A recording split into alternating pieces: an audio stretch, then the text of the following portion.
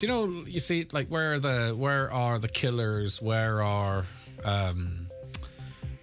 there's loads of bands that they have two great albums and then it just stops. But what happens there? They could be a little bit scared to release a track in case why it flops. should Wet, Wet, Wet not still be banging out hits? But sure, I'm sure they're very passionate musicians, but I suppose maybe they don't want to take the Even Lewis Capaldi's latest album, and I'm a big fan, is not great.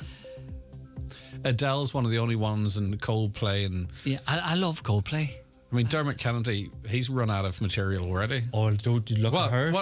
Look at this one over here. You be careful. What's wrong, Michaela? What's wrong? I 1000% disagree.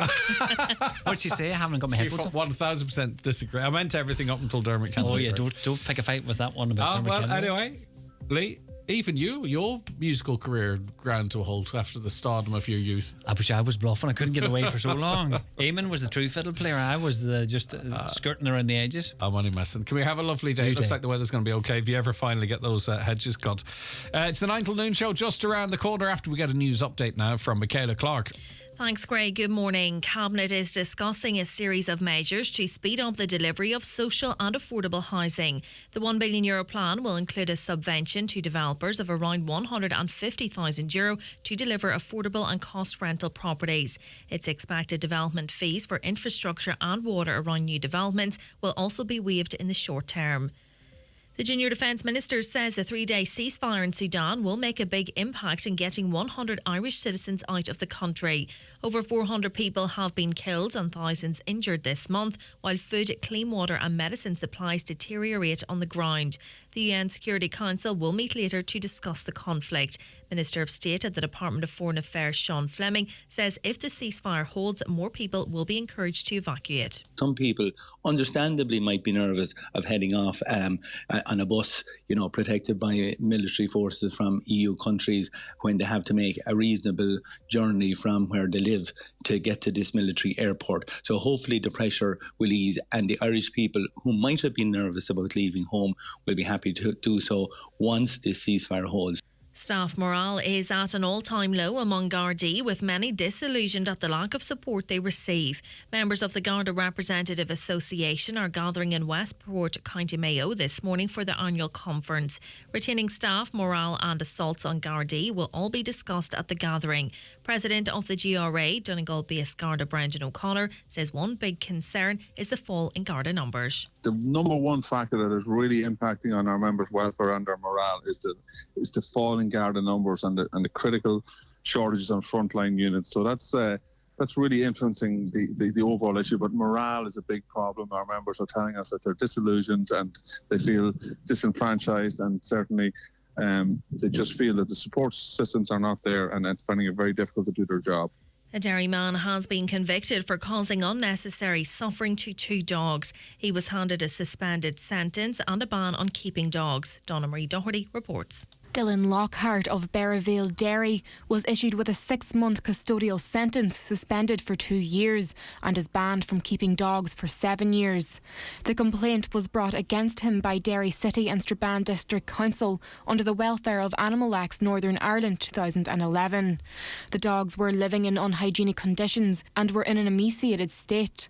The defendant was also ordered to pay costs totalling to £1,325 to cover veterinary costs and the care of the 2 dogs, as well as legal fees of £226. Both dogs have been successfully rehomed by Derry City and Strabane District Council.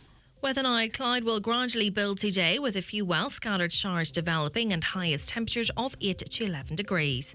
That's all from Highland Radio News for now. We'll be back with news again at 10 o'clock. Until then, good morning.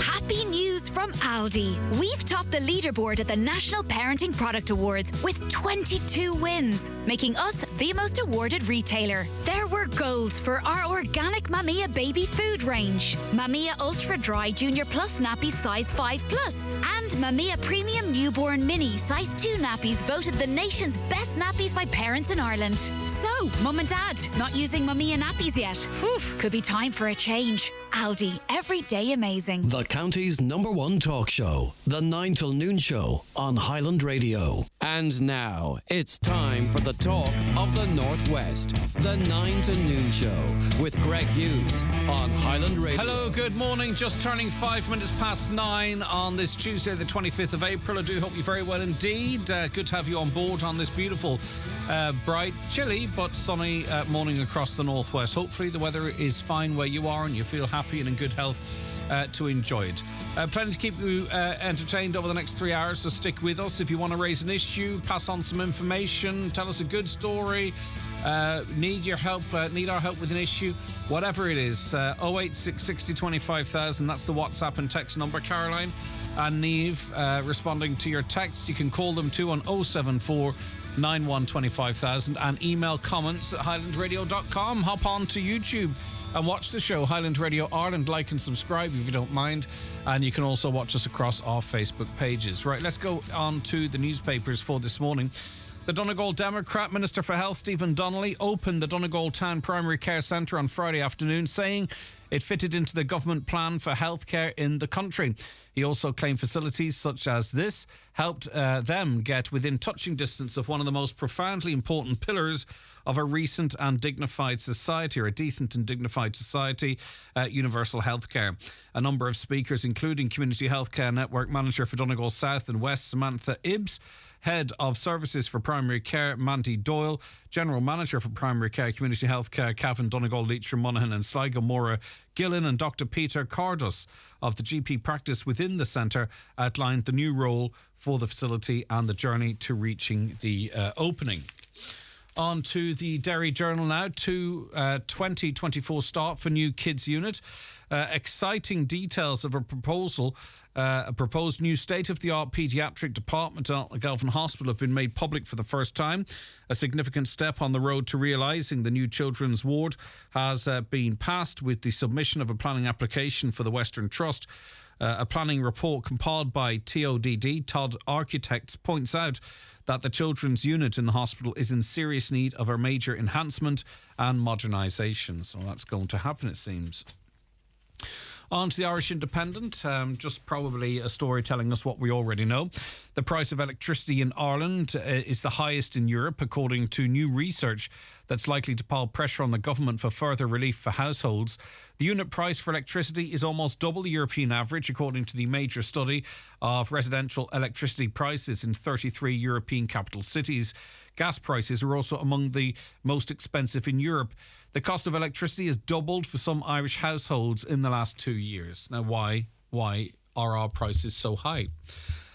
Look at the amount of wind farms that we have here. Now, we know there are reasons and there's little arrangements and positive deals for that. But one of the arguments, the sacrifices for having this type of renewable energy, you'd have thought, is that we can get, energy at least at the same price as other places, if not cheaper. We'd obviously like cheaper.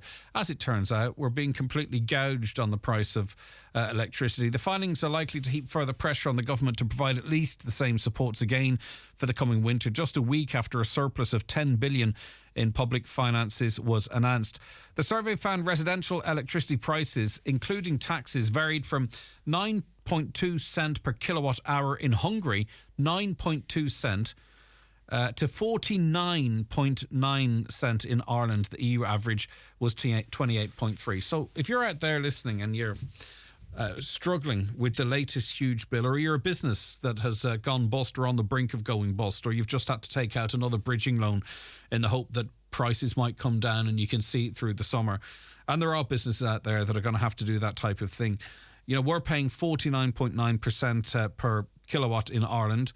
Per kilowatt hour, 9.2 cent per kilowatt hour is what they're paying in Hungary. That just is not right, is it? The survey also shows the financial supports per capita for households and firms to help cope with the price rises are lower here than in other European countries. So, as I say, if these excesses are for rainy days, there's a lot of people suffering extreme damp conditions at the moment. The Irish Times tells us that a new $1 billion housing plan due to be unveiled by Cabinet will aim to cut the cost of building homes, renovate more vacant properties and see a larger number of cost rental apartments rolled out. I hope this works. It does feel a little bit like, Groundhog Day, doesn't it? Because you come on a programme like this and you read the newspapers and it's the same story, but nothing really seems to improve. Let's hope this is the one. Minister for Housing, Darragh O'Brien, will bring a number of memos to Cabinet to expand vacant property grants, provide subvention to builders where they develop cost rental apartments, and cut the cost of building homes through waivers. As I say, fingers crossed, but you know yourself. Now, many people out there will have been following the Ditch's coverage of the Niall Collins story and wondering why is it not being covered anywhere else, and we addressed that a few times on this programme. It's not a story we ordinarily would cover here anyway. It's a minister, a junior minister down the county, and it's to do with dealings in his own constituency, but that's no excuse. But the challenge for the national media, they would tell you, and to be honest with you, I understand where they're coming from, is that Niall Collins refused to comment on it. And it is the Ditch that did great work in acquiring the minutes and what have you to publish their story, but it was they that had that information and they that interpreted it, and it was they that took the risk in potentially, if the story is found to be untrue, having libelled the deputy. And then, obviously, if a programme like this reads out what they say, we're also in the hole for hundreds of thousands of euro if it turns out not to be completely accurate. I'm not doubting it for a second, but Niall Collins was very clever and he kept silent, which meant it very difficult for people who didn't have access to the same documents as the Ditch had to actually cover the story. But anyway, be that as it may, he's commented now, so more of the story is coming out. And in fairness, it was probably thanks to People Before Profit for forcing the hand of Niall Collins to release a statement. But Junior Minister Niall Collins last night denied allegations relating to a property deal involving Limerick County Council and his wife. A website The Ditch claimed Mr Collins, a Limerick TD and former councillor, voted to dispose of council land ultimately sold to his wife, Emer O'Connor. However, in a statement last night, Fianna Fáil TD Mr Collins said the sale of the property took place in 2008 when he was no longer a councillor. But the problem is that he was a councillor in 2007 when a vote was taken, this according to the coverage of The Ditch, when a vote was taken to allow the selling of this land to progress. And it also is claimed by The Ditch that his wife and other parties, in fairness, that's what the minutes are saying, and I can't go beyond what the minutes are saying, that his wife and other parties had, although The Ditch claims it was only one party, had expressed an interest in that land in the months prior to the vote by council okaying it being sold, being taken. He was at that meeting. Again, this is where it gets a little bit difficult to report. As happens at council meetings, there was a proposer and a seconder, but there wasn't a vote on it as such. That doesn't always happen. So it passed without him having to vote on it. That being said, there are claims, and he'll have to address these in the Dáil, that because he must have known that his wife had expressed an interest in this land, that he should have said, look, lads, I'm going to step out from this now at the moment because there could be a conflict of interests. And in there is the accusations. He's denied them. He might have to speak about it in the Dáil today, and we'll see what kind of questions he's asked of and or asked of him and what his answers are. Gardaí are probing allegations that a top GSOC investigator attended a party with Jerry Hutch. It's the first time the force has been required to investigate the Garda Síochána Ombudsman's Commission, whose function is to investigate potential COP misconduct. Detectives are expected to interview the investigator who quit GSOC last week. The inquiry began after GSOC formally asked Garda Commissioner Drew Harris to investigate the matter. GSOC has been conducting its own internal investigations after it emerged that one of its senior investigators said he had attended a party with the monk following the acquittal last Monday of the murder of cartel thug David Byrne. It appears the GSOC member is from outside Europe and has been working for a number of years with GSOC. It'll be interesting to see how that progresses. Into the Star now, and the cost of agricultural land across Ireland is expected to increase by an average of 8% this year, a survey by auctioneers suggests. The Society of Chartered Surveyors Ireland indicated that national rental prices will rise by an average of 14%. The figures are contained in the SCSI Teagasc Agricultural Land Market Review and Outlook Report 2023. According to the report, which surveyed 134 auctioneers and valuers, the outlook for dairy farmers is expected to ease, while the future is challenging for sheep and tillage farmers. The 2022 average agri-land rental price in Munster and Leinster rose by 13% and 9% respectively. In Munster, prices per acre ranged from 241 for grazing only to 383 for potato crops. But there are no figures here for Ulster. They touch on Leinster, but nothing as it relates to Ulster there, unfortunately. And finally, motor insurance premiums have fallen by 5% and now average €578, we're told.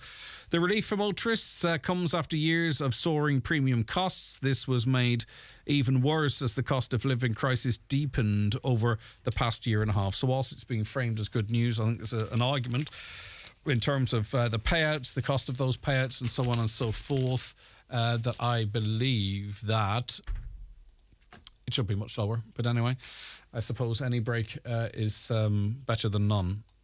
The newspapers are courtesy of Kelly Centra Mountaintop Letterkenny, the C-Store National Large Forecourt of the Year for 2022. The 9 till noon show is brought to you by Letterkenny Credit Union, offering low-rate car loans with fast approval. Apply online at letterkennycu.ie or in office today. $12.70 at Super Value gets you 40 washes with Ariel washing powder. At Aldi, only $8.36 gets you 40 washes with Almat washing powder, plus washing up liquid, plus all-purpose cleaner, plus polish, plus bleach, plus bathroom and window cleaner, and still have $4.34 left over. You won't just like more value, you'll love it. Aldi, every day amazing. Super Value price checked on supervalue.ie 4th of 4th 23. Super Value may sell equivalent own brand products at lower prices. Details at aldi.ie/swap. Excludes offers, products and prices may vary. Connolly's Volkswagen Letterkenny, your only official Volkswagen passenger and commercial vehicle dealer for County Donegal. Pop in to visit our showroom on Canal Road, Letterkenny. Speak to a member of our friendly team and drive away in your dream Volkswagen. Book a test drive on 074 91 22 333 or check out our full new and used range at connellys.ie.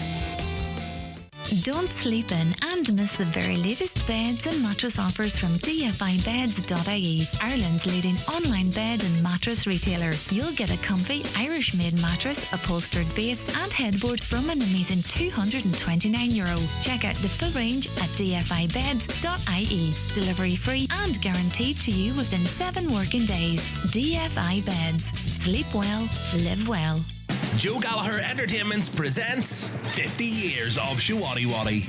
Live at the Clanry Hotel, Letterkenny on Friday the 5th of May. And the Waterfront Hall, Belfast, Sunday 7th of May. Tickets on sale from Venue Box Office, Ticketmaster.ie and waterfront.co.uk. Highland Radio time checks with Expressway. Travel route 32 from Letterkenny to Dublin. Expressway, bringing you the time at 17 minutes past 9. Now, figures released last week by the CSO, it's their Sexual Violence Survey 2022, showed that 40% of adults experienced sexual violence in their lifetime, including 40% of women and 28% of men. The study also showed that 22% of people aged 18 to 24 experienced sexual violence both as an adult and as a child. We're joined on the programme now by Independent TD for Donegal, Thomas Pringle. Shocking statistics, aren't they, Deputy Pringle? Morning, Greg. Yeah, it's horrific, really, when you read it and see it. You would never think it would be so stark. And I think that the one important thing that comes out of this CSO study is the first time it has been done in Ireland, and so that there's the first real statistics that are available that are indisputable as well, I think. And so they should provide a good basis for government to set legislation on and set funding priorities for in relation to as well, because I think that's vitally important, because it's hugely important that sexual violent groups and like the Rape Crisis Centre and stuff like that there are funded adequately to meet the respond within our communities to the huge need. Yeah, and last year we were speaking to people involved with children, and they expressed their shock at a rise in sexual assaults among children. And that's reflected in these figures as well, which is important, actually, that we get the official figures. There's been a rise in sexual assaults among children nationally with a 50% increase in victims under the age of 16 in Donegal last year alone. We really need to get to the bottom of these figures. Some concerns were expressed last year that much of this could be peer-to-peer abuse. I'm not sure if these figures are that nuanced to take account of that, but whatever is happening, we need to really get a grip on this, and money should be no option, Thomas. Yeah, exactly. And I think, like you say, Greg, we do have to get a grip of it. And when you see that the Donegal Rape Crisis Centre, and recognising that the age had reduced the age to 12 of children, people that they would see, and they had to be funded through the Late Toy Show, which I think is in itself says a lot about the services that we provide, and it's the irony of the fact that the Late Toy Show fundraiser is funding what is a horrific crime for 12-year-olds and up is just shocking, really. And I think as a society we have to take stock of this and try and figure out what is actually happening, and ensure that we put some steps in place to make sure that the harm can be reduced. I don't think it's ever going to be able, unfortunately, it's never going to be possible to eliminate it entirely, but I think we have to reduce the harm. And I think, from my own opinion, and I'm no expert on it, but I think one of the main things is social media and internet access as well. And unfortunately, I think a lot of young people are learning about sexual relationships and that from social media and from the internet, and unfortunately a lot of that is pornography. And when you see that young people, the proliferation of smartphones and stuff like that there amongst young people, it's not possible for parents to keep an eye on what their children are doing in terms of online and that there. And I think that is contributing a huge amount to the situation that we have. Yeah, and this is where the whole debate about what should or shouldn't be taught in schools comes into it, because what's happening at the moment, you could make a very strong argument, is that young boys and young girls, and it could work in a very negative way for both, are getting their education anyway on the internet, and it's all about we have to protect children. That's what our number one role is as parents and just as members of society. And then you have people that resist them getting different types of information in school. As I say, I understand it's divisive and confusing, but I think we all, as adults, need to put some stuff to one side and actually say, right, we all have a shared interest here in addressing the major problem that's here and historically here, and what do we need to do right across it, be it in schools, outside schools, and whatever it might be, to limit this. Because you hear an awful lot of concern of what's coming down the line for children. It's right here, right now, and no one should or could ignore these figures. That's it, Greg. And I mean, I think as a parent myself, although my children are a lot older now, but you do believe that it should be up to you to decide what has education. But the problem is that external factors and the environment that they live in is far passing beyond what you might like to think is the time that you should tell your children about these things. And the fact is that you could be deciding that your children don't need to know this till they're older, but they have a smartphone when they're 12 and 13 where they're learning all this stuff anyway.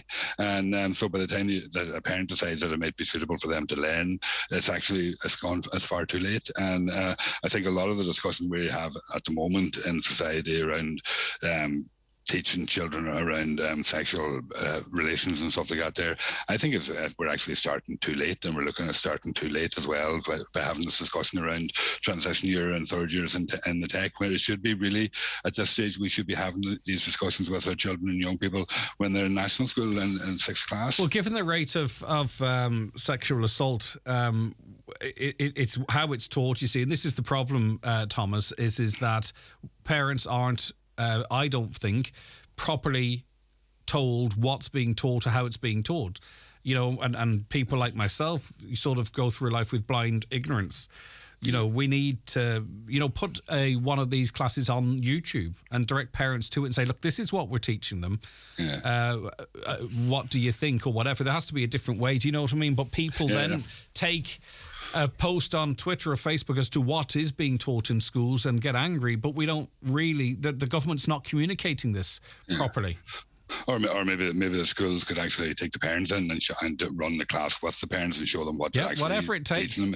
Because I think that's vitally important. Because funny enough, I was talking to one young woman last week around this, and she said that even the sexual education between the girls and boys in schools is completely different, and girls get far more detail and far more information, where boys are given they're not given any information at all, and they're given very little.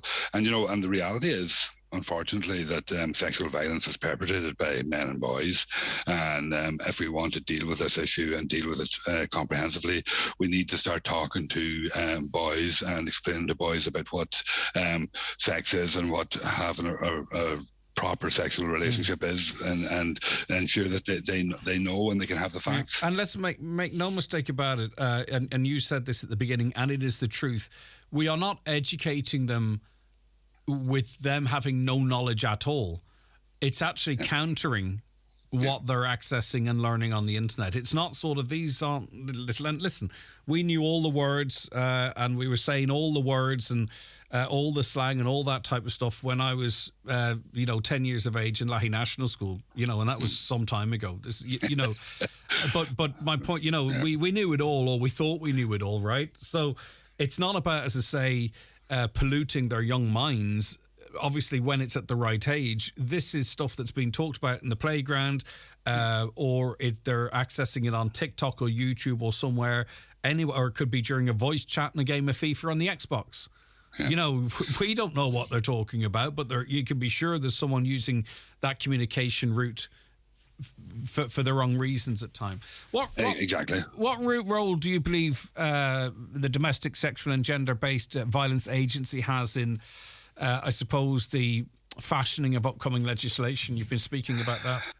Yeah, the Domestic and Sexual Violence and Gender-Based Violence Agency has been established under the Istanbul Convention, which Ireland ratified I think it was last year.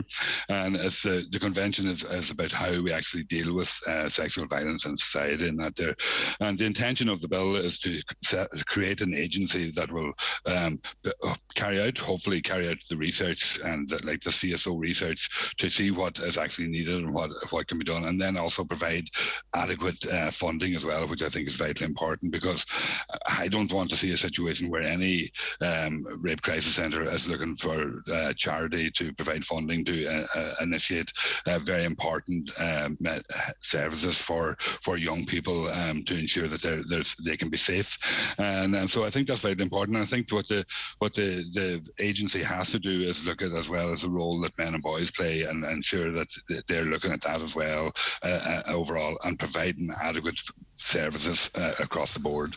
Okay, thanks very much for your time this morning. Take care. That's Independent Deputy Thomas Pringle. We're going to be talking about those insurance price reductions shortly. Do they go far enough? Watch the show live now on YouTube, Facebook and at highlandradio.com. The 9 till noon show is brought to you by Letterkenny Credit Union, with monster loans available up to €60,000 for all occasions. Visit letterkennycu.ie. Hi, Bridgeen here from McDade's Bathroom Plumbing Tiles, Buncrana. It's the last few days of our massive marquee tile sale. Huge discounts on all wall and floor tiles and much more. Grab yourself a bargain at McDade's Bathroom Plumbing Tiles, Buncrana. Massive marquee sale now on. The fishermen working the seas off Ireland bring us a real bounty every day. Like Irish crab meat, low in fat and brim full of protein, omega-3 and essential vitamins and minerals. For lunch or dinner, Irish crab meat is a delicious shellfish you can buy cooked and ready to go in your supermarket or fishmongers. For great recipes online, like crab pasta with cherry tomatoes and basil, visit boardbia.ie/crab and make everyday meals amazing.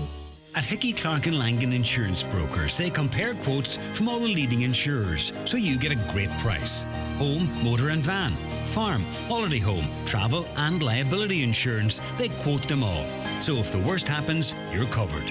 For a competitive insurance quote today, call Hickey, Clark and Langan on 9126688 or pop into their office at Ballymacool, Letterkenny. Hickey, Clark and Langan General Insurances Limited, trading as Hickey, Clark and Langan, is regulated by the Central Bank of Ireland. Donaghy Brothers are ready. Are you ready for our biggest event of the year? Donaghy Brothers Limavady Spectacular grand opening is on Saturday 29th of April, and it's going to be epic. Food demos by top chefs, there's live music and entertainment on the day, plus incredible prizes on the hour every hour. Gather your friends and family and head down to Donaghy Brothers Limavady on Saturday 29th of April for an unforgettable day of fun and excitement. Now, the Motor Insurers Bureau of Ireland has received 287 claims relating to road traffic collisions caused by uninsured and untraced driving in Donegal over the last 5 years. Nationally, there were over 10,000 claims submitted to the MIBI during that period. David Fitzgerald is MIBI Chief Executive and joins us now. Thanks for taking the time, David. Good morning to you. Good morning to you too, Greg. Right, okay, so talk to me about this class of person then, and how the claim system works, just to give the figures some context for us. Certainly. So we're a not-for-profit organisation. So what we do is we compensate the victims of accidents caused by uninsured and untraced drivers, hit-and-run accidents and uninsured drivers. The cost of those claims are fully funded by the motor insurers in Ireland. So unfortunately, what that means is over that 5-year period, the average motorist will have contributed 150 to 175 euros on the cost of their policy over that time. It's a big problem.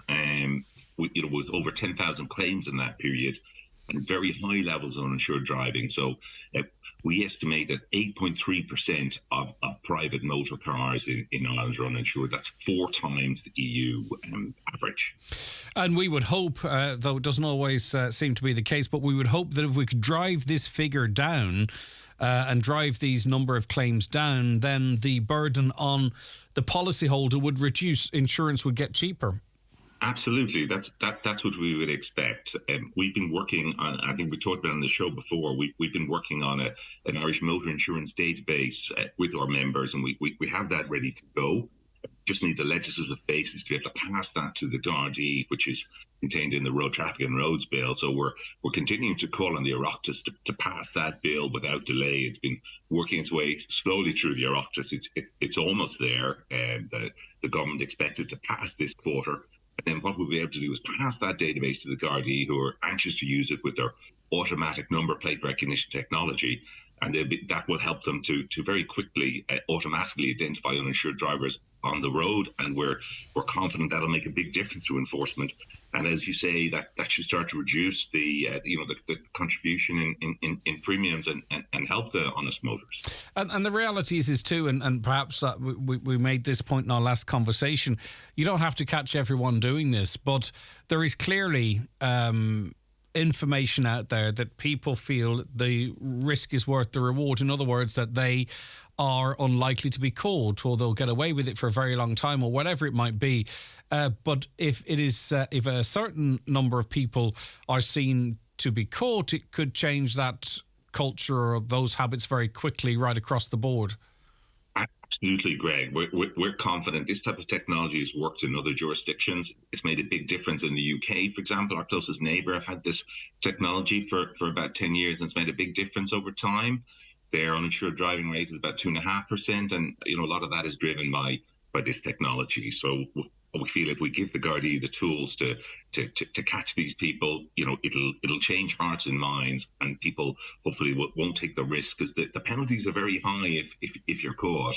Your uninsured vehicle will be seized at the side of the road. It's 5 penalty points, an automatic court appearance, and a fine of up to 5,000 euros and or 6 months in prison. So it's really not something worth risking. And if we can get the enforcement up, give the Gardaí the tools that are set out in this bill, we hope they'll start to make a big difference quickly.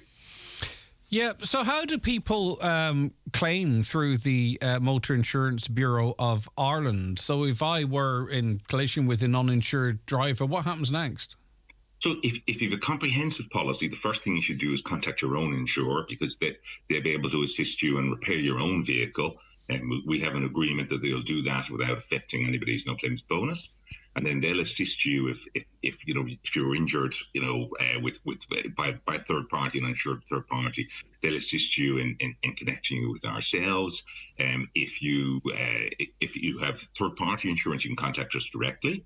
So the MIBI.ie, there's an online claims form. It's very straightforward if people want to put their details there if they've had an accident, and you know, we'll be able to assist you with your claim.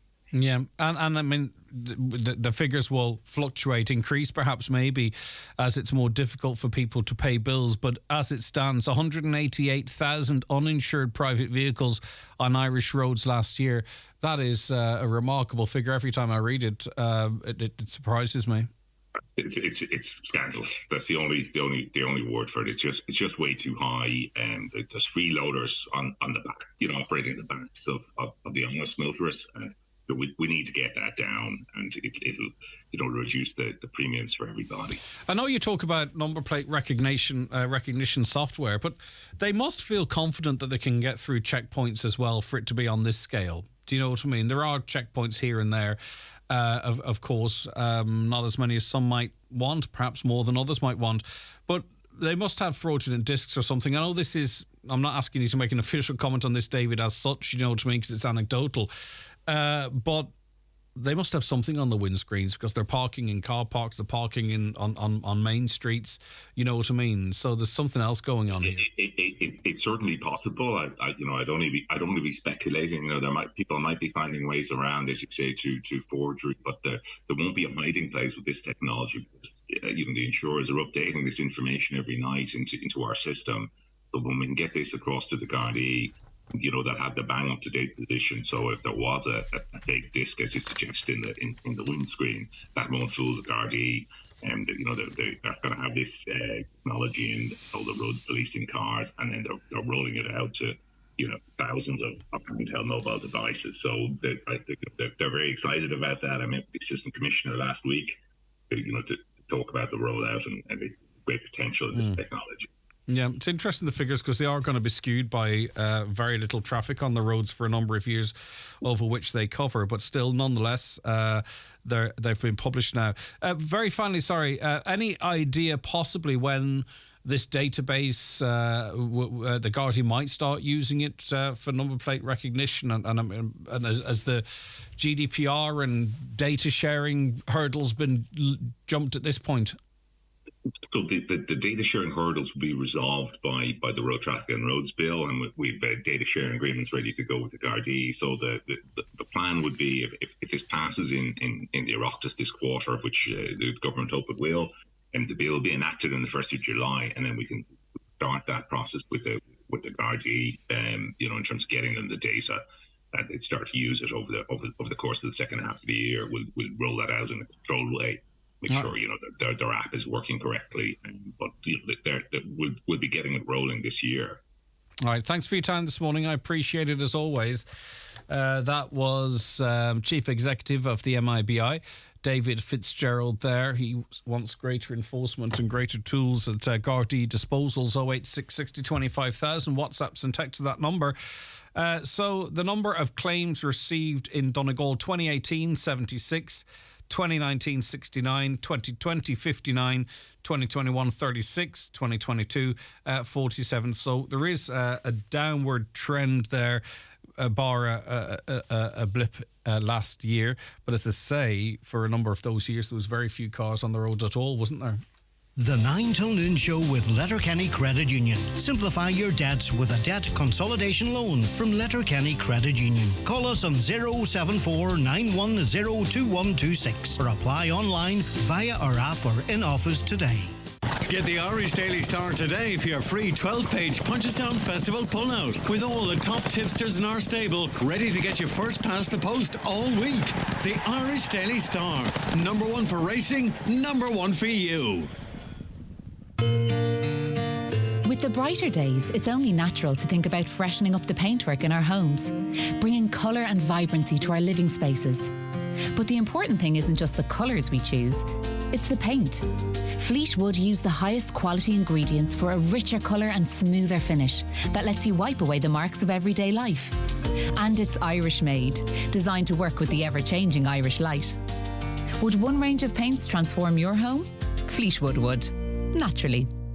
Are the signs of aging creeping up on you? Are you not happy with the way you look or feel? At Letterkenny Medics Private Clinic, we're here to help you, offering Botox anti-wrinkle injections, derma fillers, skin bio injections, Botox treatment for grinding and clenching teeth, hyperhidrosis that aids excessive sweating. Let our doctors help bring back your confidence and look after what is important to you.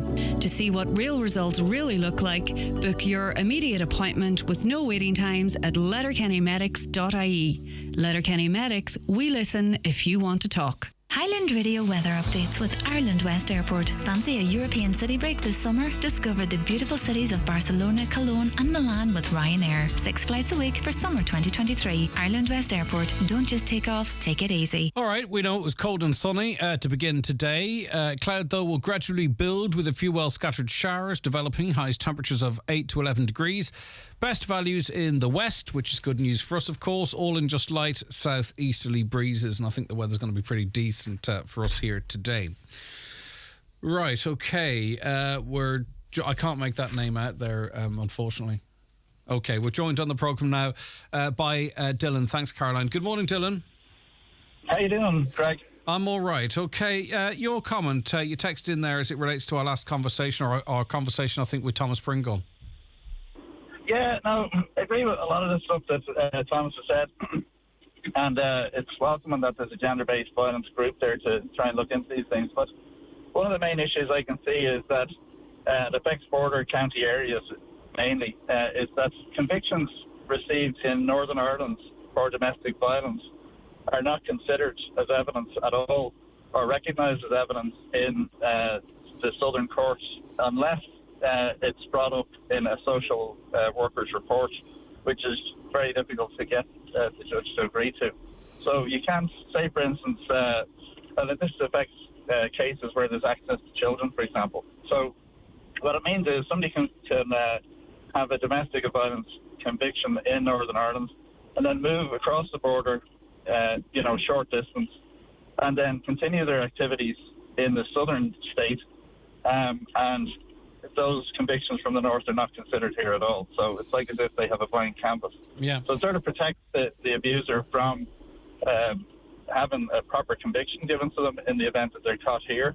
And it also protects them and allows them to have access to children where perhaps they shouldn't have that access because they essentially putting these children at risk of exposure to violence. So Dylan, if someone was trying to...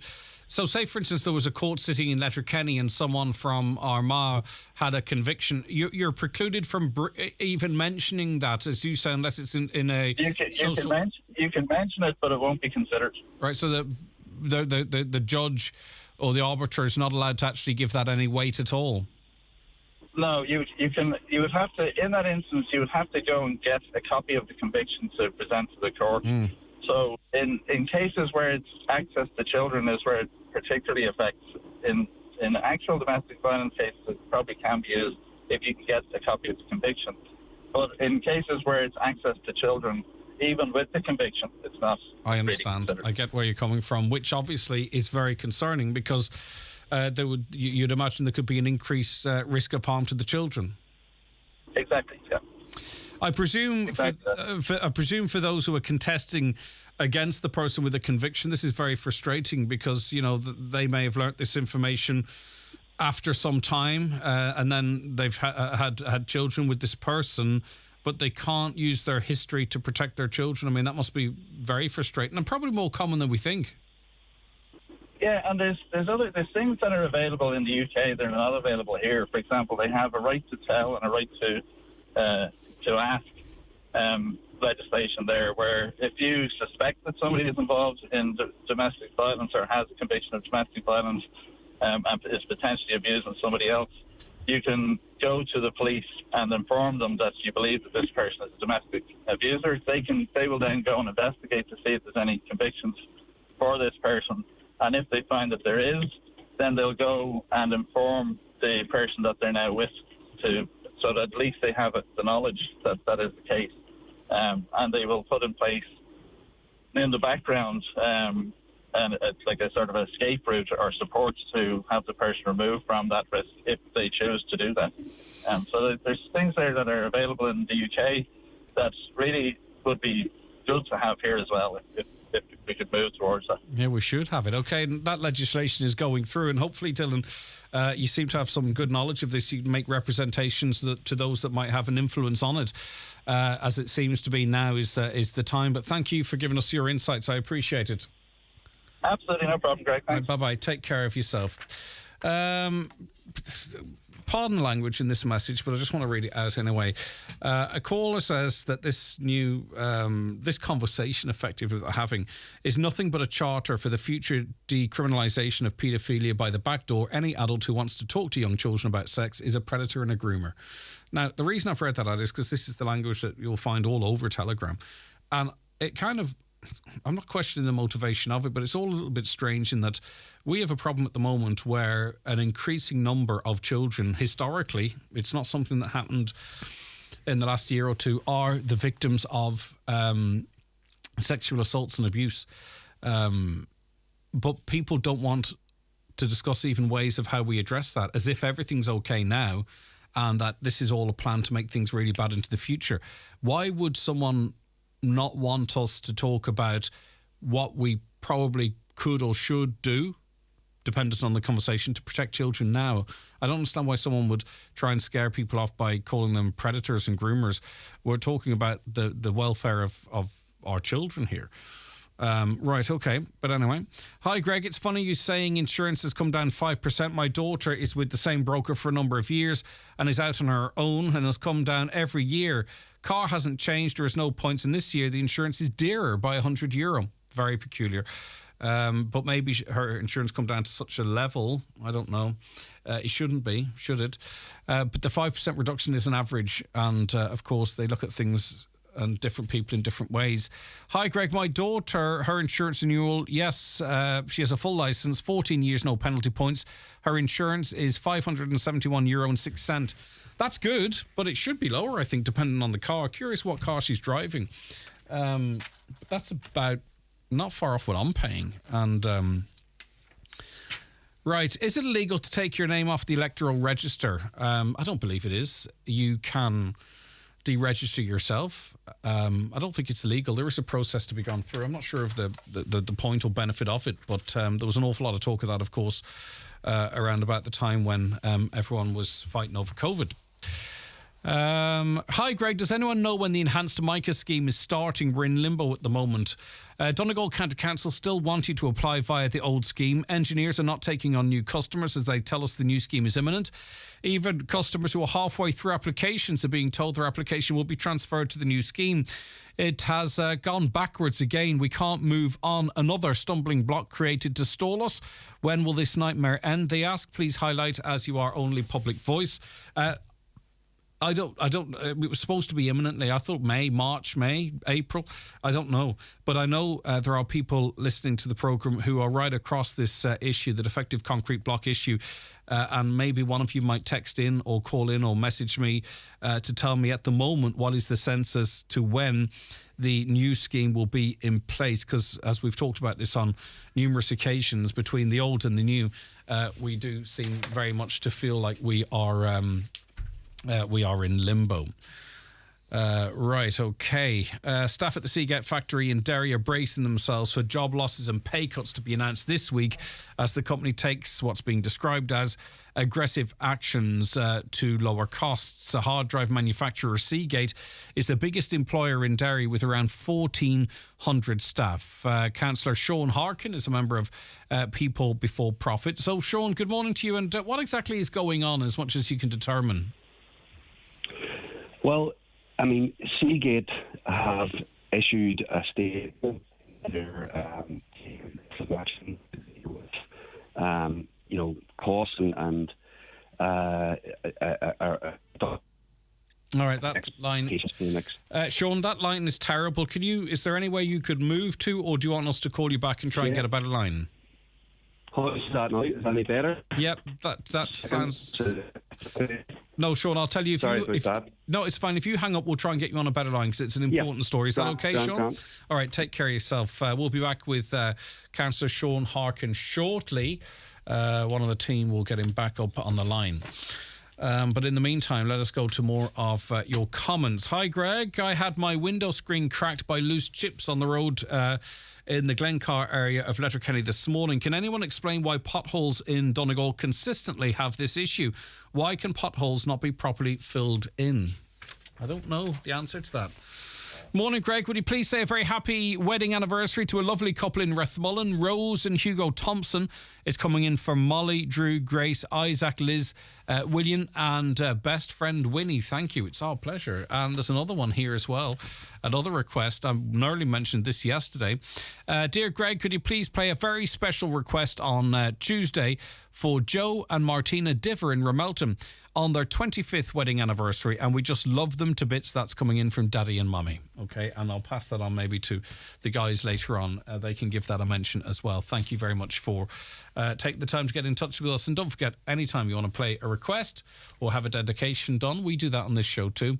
The usual numbers 086 60 25,000 or call 074 91 25,000. A caller says, I recently sold some land and have to pay 33% tax on it.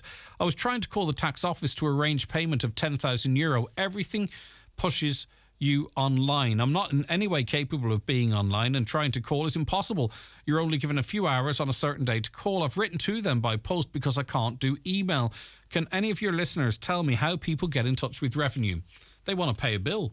Revenue trying to push them online. Someone out there is bound to have a solution to that. Please get in touch with us. Now, hopefully, we have a better connection now with Councillor Sean Harkin. Sean, can you hear me okay? I can indeed. All right, that's lovely. Right, so, okay, when did concerns start to become apparent around Seagate in Derry? As we said, it's the area's biggest employer in Derry, that is.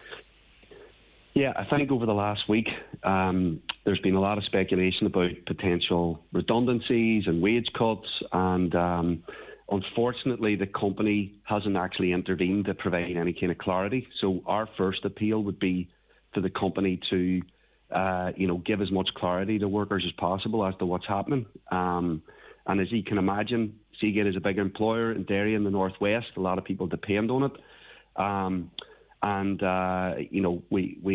People are very worried, and we've had in the last couple of weeks we've had the U.S. envoy from the American government here, Joe Kennedy, talking about the potential for investment into across Ireland and in the north. He met with Seagate. There was no word of any of this during those discussions, so I think people are a bit shocked. And look, workers there have done absolutely nothing wrong. I mean, Seagate's been good for Derry, that's often said, but Derry has been very, very good to Seagate as well.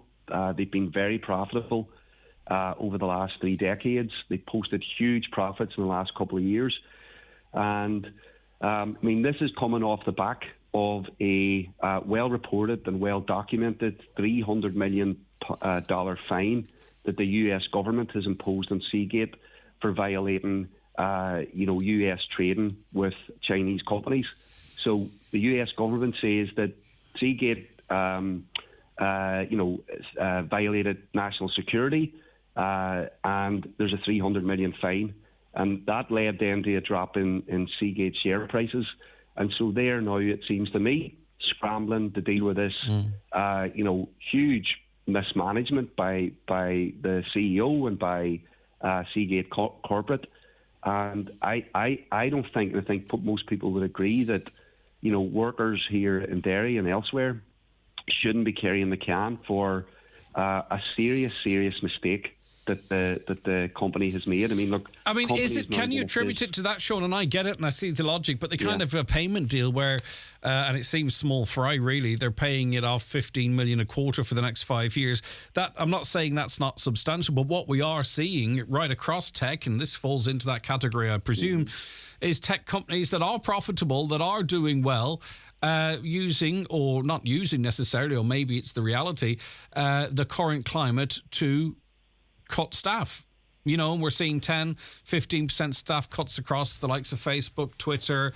Well, Twitter is a different story altogether, but Google, do you know what I mean? We are seeing these tech companies, as I say, using this period of time to slim down their workforce. So, as I say, I think you could be perfectly right in the finding against them, but unfortunately, maybe this was on the cards anyway.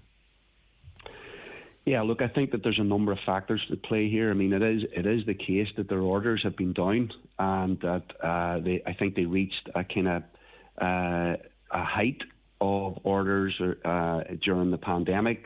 When people were globally on their commute more, locked at home, and that's kind of tailed off a bit.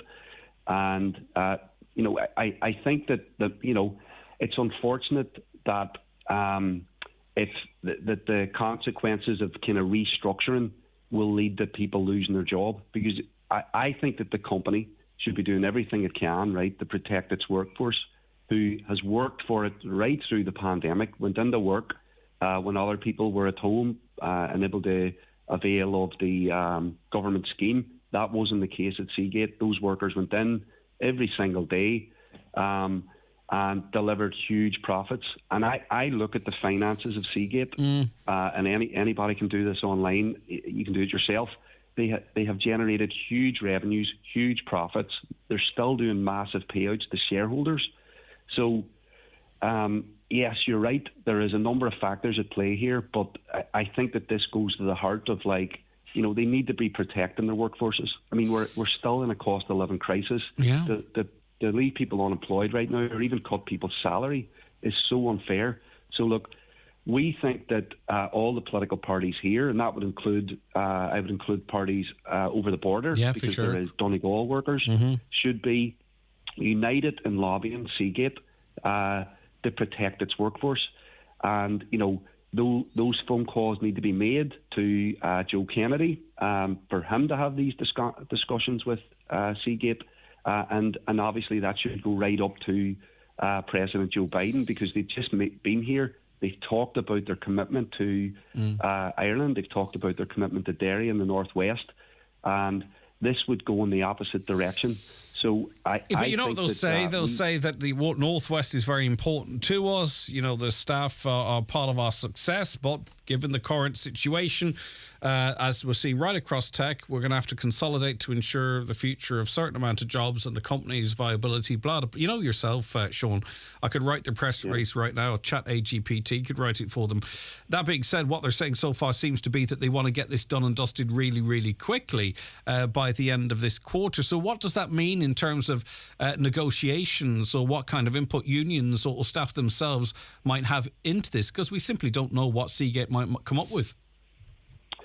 Well, yeah, look, in terms of a union, there's been around 550 workers that have joined Unite the Union in the last year. And that was very much in response to company was making massive profits, and the workers were given a way below, their pay increase was way below inflation. And so people basically thought, look, we need a union to try and have a collective voice. But a union as well is not only for asking for a pay raise, it's to actually be part of negotiations. If there is a potential for redundancies, if there is potential wage cuts, unfortunately the company, even though it has signed up to different agreements globally about recognising, agreeing workers have the right to join a union, when workers reached a certain threshold, the company turned down the opportunity to allow voluntary trade union recognition. So the union is now applying for statutory trade union recognition, which is the way the law works here in the North. If you get 50% plus one, you automatically get trade union recognition. So that's something that's currently happening. And I would say, look, my message to Seagate workers would be to join the union, and because you need a collective voice right now. This is exactly why you need to have a way of negotiating with the company over, whatever they're planning to do in terms of restructuring. Okay, because otherwise you're basically left at the mercy of decisions that are being made in an executive office. All right, Sean, listen, thanks for your time this morning. I appreciate it. Thank you. And thanks for keeping us updated on that. That's Councillor Sean Harkin, People Before Profit. Back with more after the news and obituary notices. The 9 till noon show is brought to you by Letterkenny Credit Union. Digital loans now available. Apply online or via our app today and get your loan transferred directly to your current account. Does the start of another week start you dreaming of adventure? Then swap your well-worn paths for the winding trails of Lough Key Forest Park or the meandering cobble streets of Kilkenny. For more short break ideas, visit discoverireland.ie. Book early for the best value and keep discovering. Connect Hearing is open for free hearing tests. Our audiologist is available Monday to Friday for wax removal services at our Letterkenny clinic in the Courtyard Shopping Centre. We also offer a home visit for those who aren't able to visit us. Our hearing is our social sense. Are you finding hearing more of a challenge? Call Ursula today on 07491 13296 to make an appointment. Good hearing helps us to connect to our family, friends and loved ones. Connect Hearing, connecting you to life. We all have that perfect spot. The corner of the couch where the light's just right. The kitchen table with your first coffee, or lounging by a crackling fire. So, where will you read it? Enjoy home delivery of the Irish Times from just €2.40 per day. Visit newsdelivery.ie. The Irish Times. Because you get it. Find the perfect shoes for any big occasion at Green Shoes. From ladies' dressy heels and matching bags to classic men's dress shoes, Greens have the latest styles and the biggest names. Green Shoes for every occasion. Find them at Market Square, Letterkenny Shopping Centre and in Fulcara, or shop online at greenshoes.com. Live, on air, online and on the Highland Radio app. This is Highland Radio News. Good morning, it's 10 o'clock. Donald Kavanagh at the news desk. HICWA has found that immediate improvements are required at Letterkenny University Hospital to address clinical governance and medical staffing levels in the emergency department. Inspections were carried out at the hospital in November and December last year, during which the emergency department was found to be overcrowded. With more, here's Michaela Clark. HICWA has found that although Letterkenny University Hospital was meeting some HSE key performance indicators for the management of patient waiting times in the ED, it remained overcrowded. Inspectors say immediate improvements were needed to address clinical governance and medical staffing levels in the ED. There was also limited evidence that comprehensive processes were in place to fully manage and respond to certain patient safety incidents as effectively as required. In relation to gynaecology services at the hospital, there was good evidence that patient satisfaction surveys and from meeting with staff that improvements have been progressed in the service. While HICWA found examples of a number of positive initiatives designed to enhance patient care, further immediate work was required to address deficits in the comprehensive infection screening programme for patients, to improve learning from patient incidents, to fully implement the clinical handover of patients and to fully integrate safe processes to manage ED patient attendances at the hospital. Work is set to begin on the Greencastle Breakwater project, with confirmation this morning that Marine Minister Charlie McConalogue has approved a foreshore lease. Donegal County Council has now confirmed Foyle and Marine Dredging have been appointed as contractors for the dredging element, with work set to begin next month and be completed by the end of this year. Members of Donegal County Council are urging officials to ensure that every effort is made to bring derelict homes back into use, as officials prepare for a series of local meetings to make changes to the draft county development plan. Addressing members during a special meeting on that subject this week, the Council's Director of Planning, Liam Ward, said staff and processes are being put into place to tackle dereliction in the county, but acknowledged that up to now things have moved slowly. Buncrana Councillor Nicholas Crossan told the meeting that if all of the derelict homes in Buncrana were repaired, it would make significant inroads into the housing waiting list. Buncrana, like any other town or village throughout the county or the country, has its fair share, if not more, derelict houses. And I think that they should be put back into use again.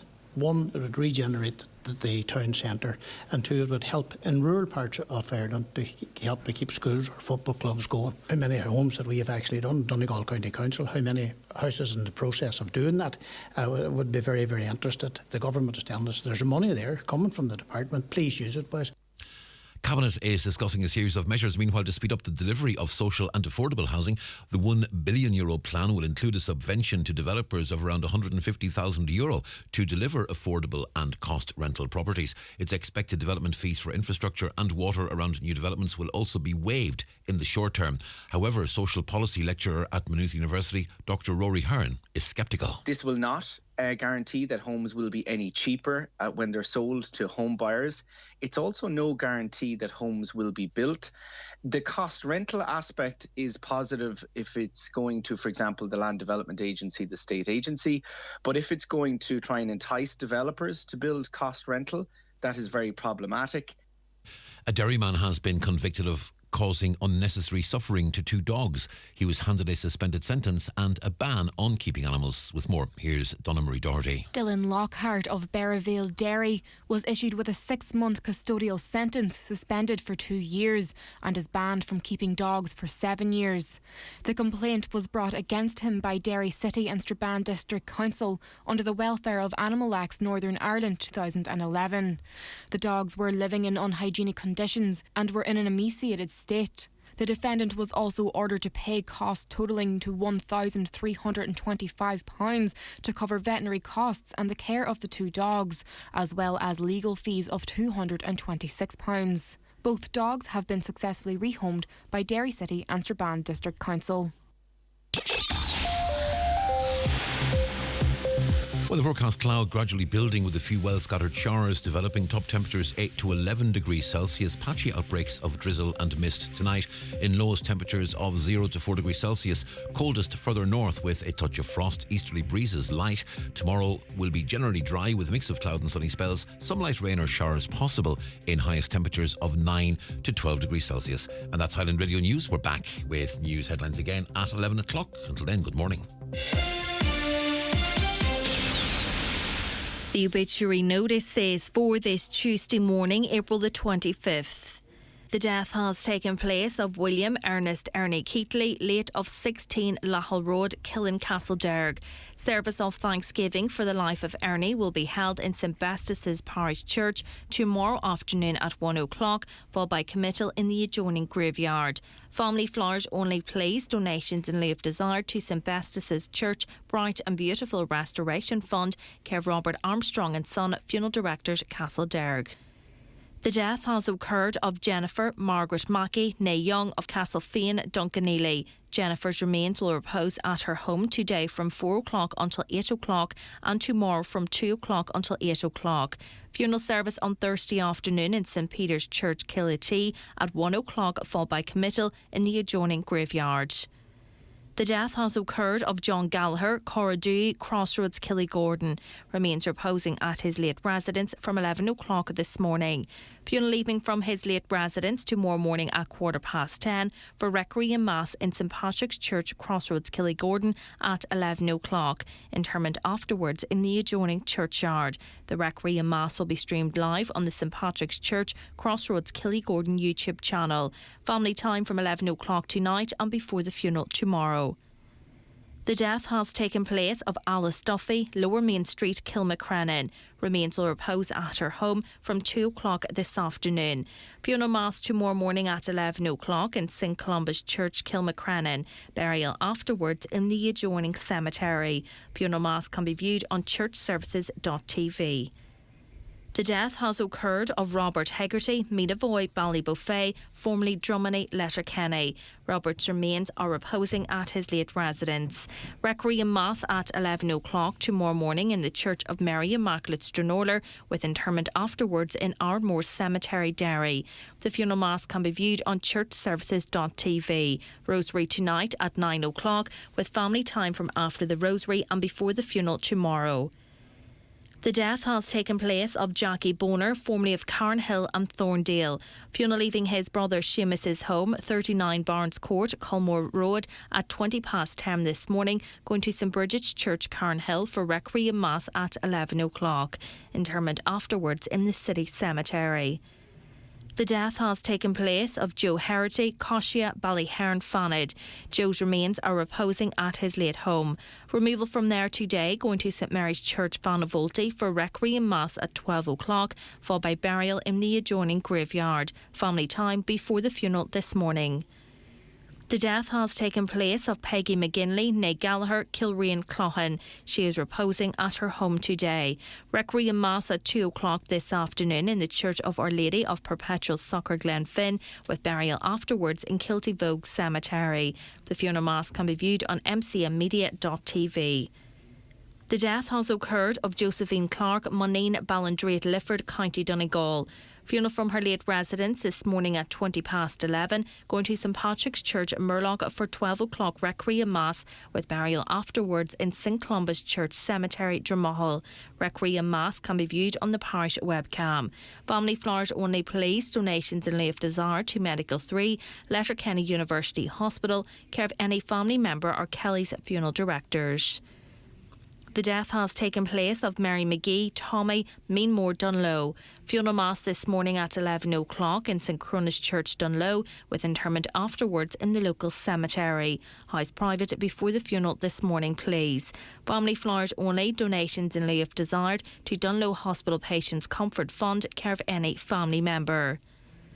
And the death has taken place of James McHugh, Cullion Road, Letterkenny, and formerly Killy Gordon.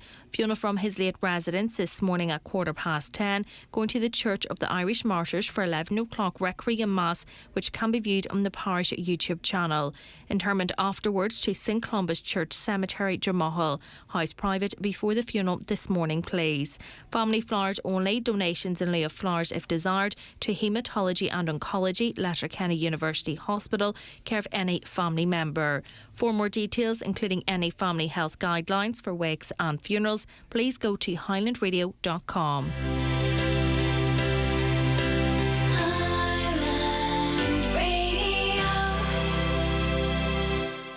Every week, National Lottery players raise over €4 million for good causes across Ireland. Cut. You said 4 million every week. It is €4 million every week. €4 million? Uh-huh. It must be a typo. Can you check I'm this? telling you, every week over €4 million is raised for good causes. All right. No need for a Marty meltdown. I'll ignore that.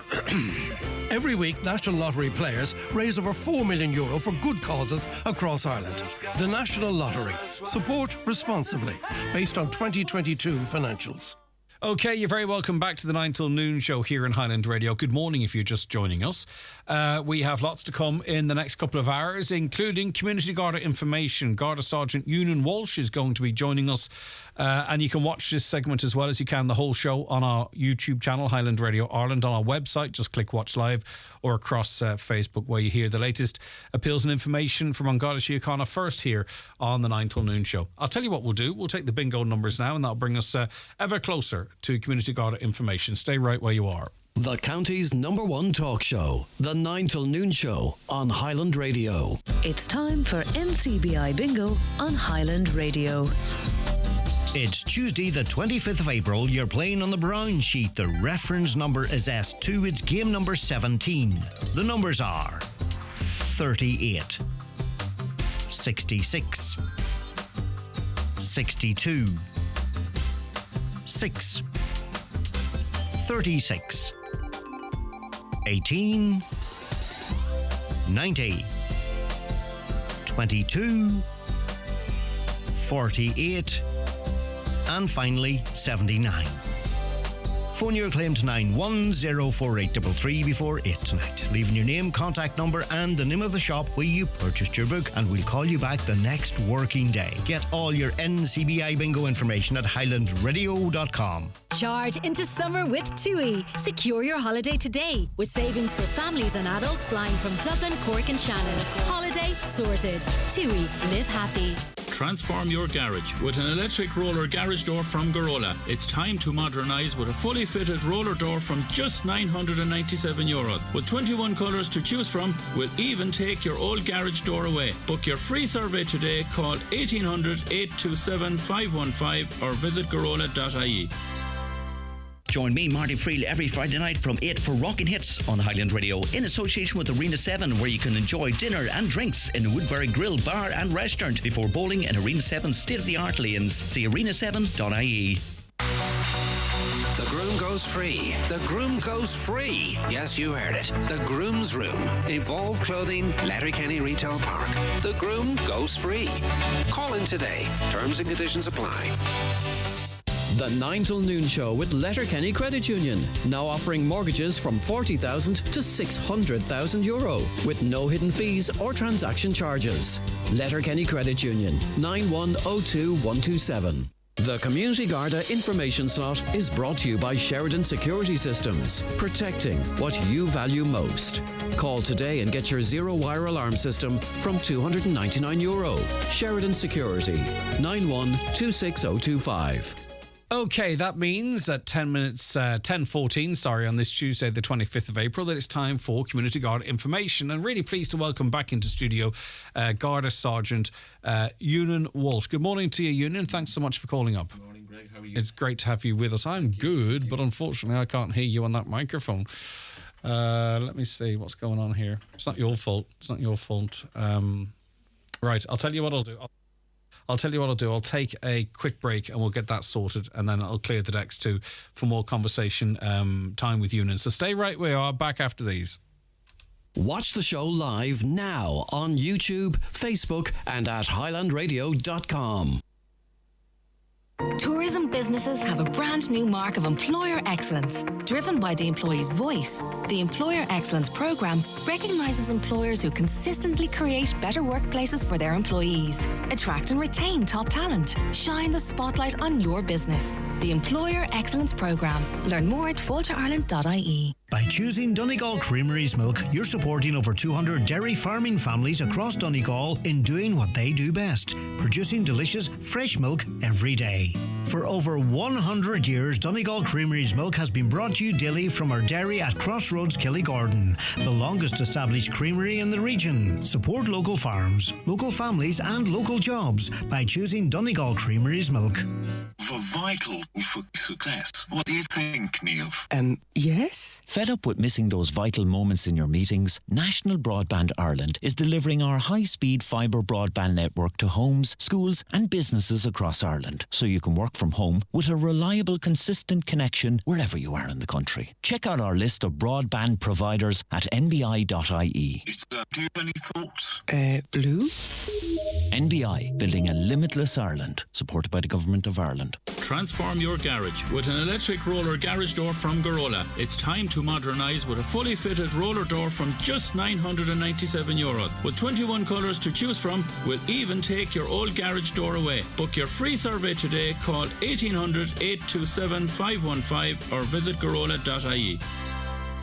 The 9 till noon show is brought to you by Letterkenny Credit Union, offering low-rate holiday loans with fast approval. Apply online at letterkennycu.ie or in office today. Okay, it is the 9 till noon show, and it is Community Garda information for this Tuesday, the 25th of April. And we can say good morning now to Garda Sergeant Ewan Walsh. Good to have you in studio, Ewan. Thanks for calling up. Good morning, Greg. How are you today? Good. Thank you very much indeed. Right, okay. Let's start off, as we always do, I suppose, with appeals. And this is a really quite serious assault which took place in Glencolmkill. Yes, Greg. Gardaí in Ballyshannon are investigating a serious assault which occurred at Cashel, Glencolmkill on Sunday evening past the 23rd of April, shortly after 9:30 p.m. The assault occurred on the street outside a licensed premises in the village. One man was assaulted by another male at the location, and the injured man has received serious injuries and is currently in Letterkenny University Hospital receiving treatment. He remains in hospital, and again, some progress has been made in that an arrest was made in relation to the matter. But we are appealing to anybody who may have witnessed this incident or anybody who has any relevant information to contact the Gardaí at Ballyshannon at 07198 58530. That's 07198 58530, or again the confidential line 1800 666 111. And again, we're making the appeal for anybody who may have travelled in the area around the time and who has dash cam footage to make it available to the Gardaí at Ballyshannon, please. Yes, indeed. And people will have heard the reports of some progress, as you mentioned, in that. But it has to be a very thorough investigation. So don't be discouraged if you know anything or seen anything or have some footage in coming forward. It's still an ongoing, It's very ongoing. active investigation. We need as much evidence as we can get. And again, just because somebody's arrested doesn't mean that people cannot come forward and provide information for us. Okay, right. All the way up now to Buncrana. And I can't believe we're talking again about a crime targeting a church. Yes, this is unfortunately, Greg, a burglary which occurred at St Mary's Church, Cockhill Road, Buncrana, last Sunday, the 23rd of April, between 5:30pm and 6pm. Two people, one male and a female, entered the church, which is obviously unlocked at the time, picked the lock on a donation box within the building. They left the church with the monetary contents of the box. And again, we're appealing for anybody who may have been on the Cockhill Road area of Buncrana last Sunday between 5:15pm and 6:15pm. And again, anybody who has dash cam or anybody who has information to come forward to the Gardaí at Buncrana, 074 93 205 40. All right, and if anyone was passing, it's if they observed a man and a woman in that one male area? and one female. Yes, we're not known at this stage had any transport, but it's definitely one male and one female. All right, now your colleagues in Milford are investigating the theft of a sign. Yes, this is a recent theft of a heritage sign and metal frame that was stolen from the roadside at Derry Connell in Doohery. So we believe it occurred last week between 2pm and 4pm on last Thursday, the 20th of April. It would have taken some time and effort, Greg, to commit this crime as the frame had been set in concrete. The metal frame has since been located, discarded not far from where the incident occurred, and we do believe that it has been returned to the scene in the days that followed because the area was well searched by Gardaí at the time. So the information in heritage sign is still missing, and again, like a lot of voluntary groups, Doohery Development Committee worked very hard to maintain and improve the area. This type of incident is deeply insulting and frustrating to the local people in the area. So we're very eager to progress our investigation in this theft, and we appeal to anybody who may have information. Again, anybody saw suspicious activity or has dash cam footage at the time of the crime, to contact the Gardaí at Milford, 07491 53060. All right, okay. And I don't think it's the first instance in that area, so No, hopefully, and I'm not connecting them, but whoever is or those who are responsible are caught, because it's a real slap in the face every time something happens. Okay. Now, your colleagues in Letterkenny investigating a criminal damage incident. Yes, this is damage to a car that occurred at the Celtic Apartments on the Pierce Road area of Letterkenny. Again, between 11:30pm last Thursday the 20th and 6:20am on Friday the 21st. So sometime on the Thursday night of the 20th, a resident area had the car parked on the apartment block grounds, and the following morning when the resident went to the car, found that the driver's side window had been smashed and the ignition had been tampered with and damaged. So some attempt was made to steal the car. Fortunately, the car wasn't stolen, but substantial damage caused to it. So again, we're appealing to anybody who may have seen any sort of suspicious activity in the area Thursday night, Friday morning, to contact the Gardaí at Letterkenny, 07491 67100. Or again, people may also report the matter to the confidential line 1800 666 111. Yeah, and as bad as the theft from a church in Buncrana, we're now appealing for information as it relates to the theft from a charity shop. Yes, theft items of clothing from a charity shop in the main street, Stranora, last Saturday, the 22nd of April, Greg, between 12 midday and 12:20pm, so a short period of time there. One man and one woman were involved in the crime. The male was approximately 6 foot tall, shaved head, and he wore sunglasses. He was also wearing a puffer jacket and jeans. The female was approximately 5'5" tall, bleached blonde hair, wearing light coloured denim jeans and dark denim jacket. So description is quite descriptive there. And they're believed to have left the area in a dark coloured Toyota Avensis, and we have a partial registration number 11MO. So again, the car could be fairly distinctive for people in the area. So anybody observed these two people in the area or seen the car in the area, to contact us at Letterkenny, 074 91 67 100. Right, okay. Now, theft of a scooter in Letterkenny this time. Yes, the scooters are getting very popular in the town. I've noticed a good few around. So a scooter has been stolen from the Market Square area, Greg, of Letterkenny, last Monday night, the 17th of April, between 11:30pm and again 3am on Tuesday morning the 18th, so sometime on the Monday night.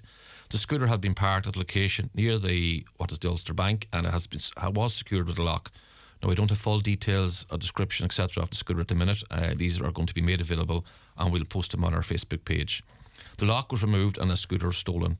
So again, we're appealing to drivers in the area, and particularly maybe to taxi drivers in the town who park around that location, to make contact with the Gardaí in relation if they saw anything suspicious in the area at the time.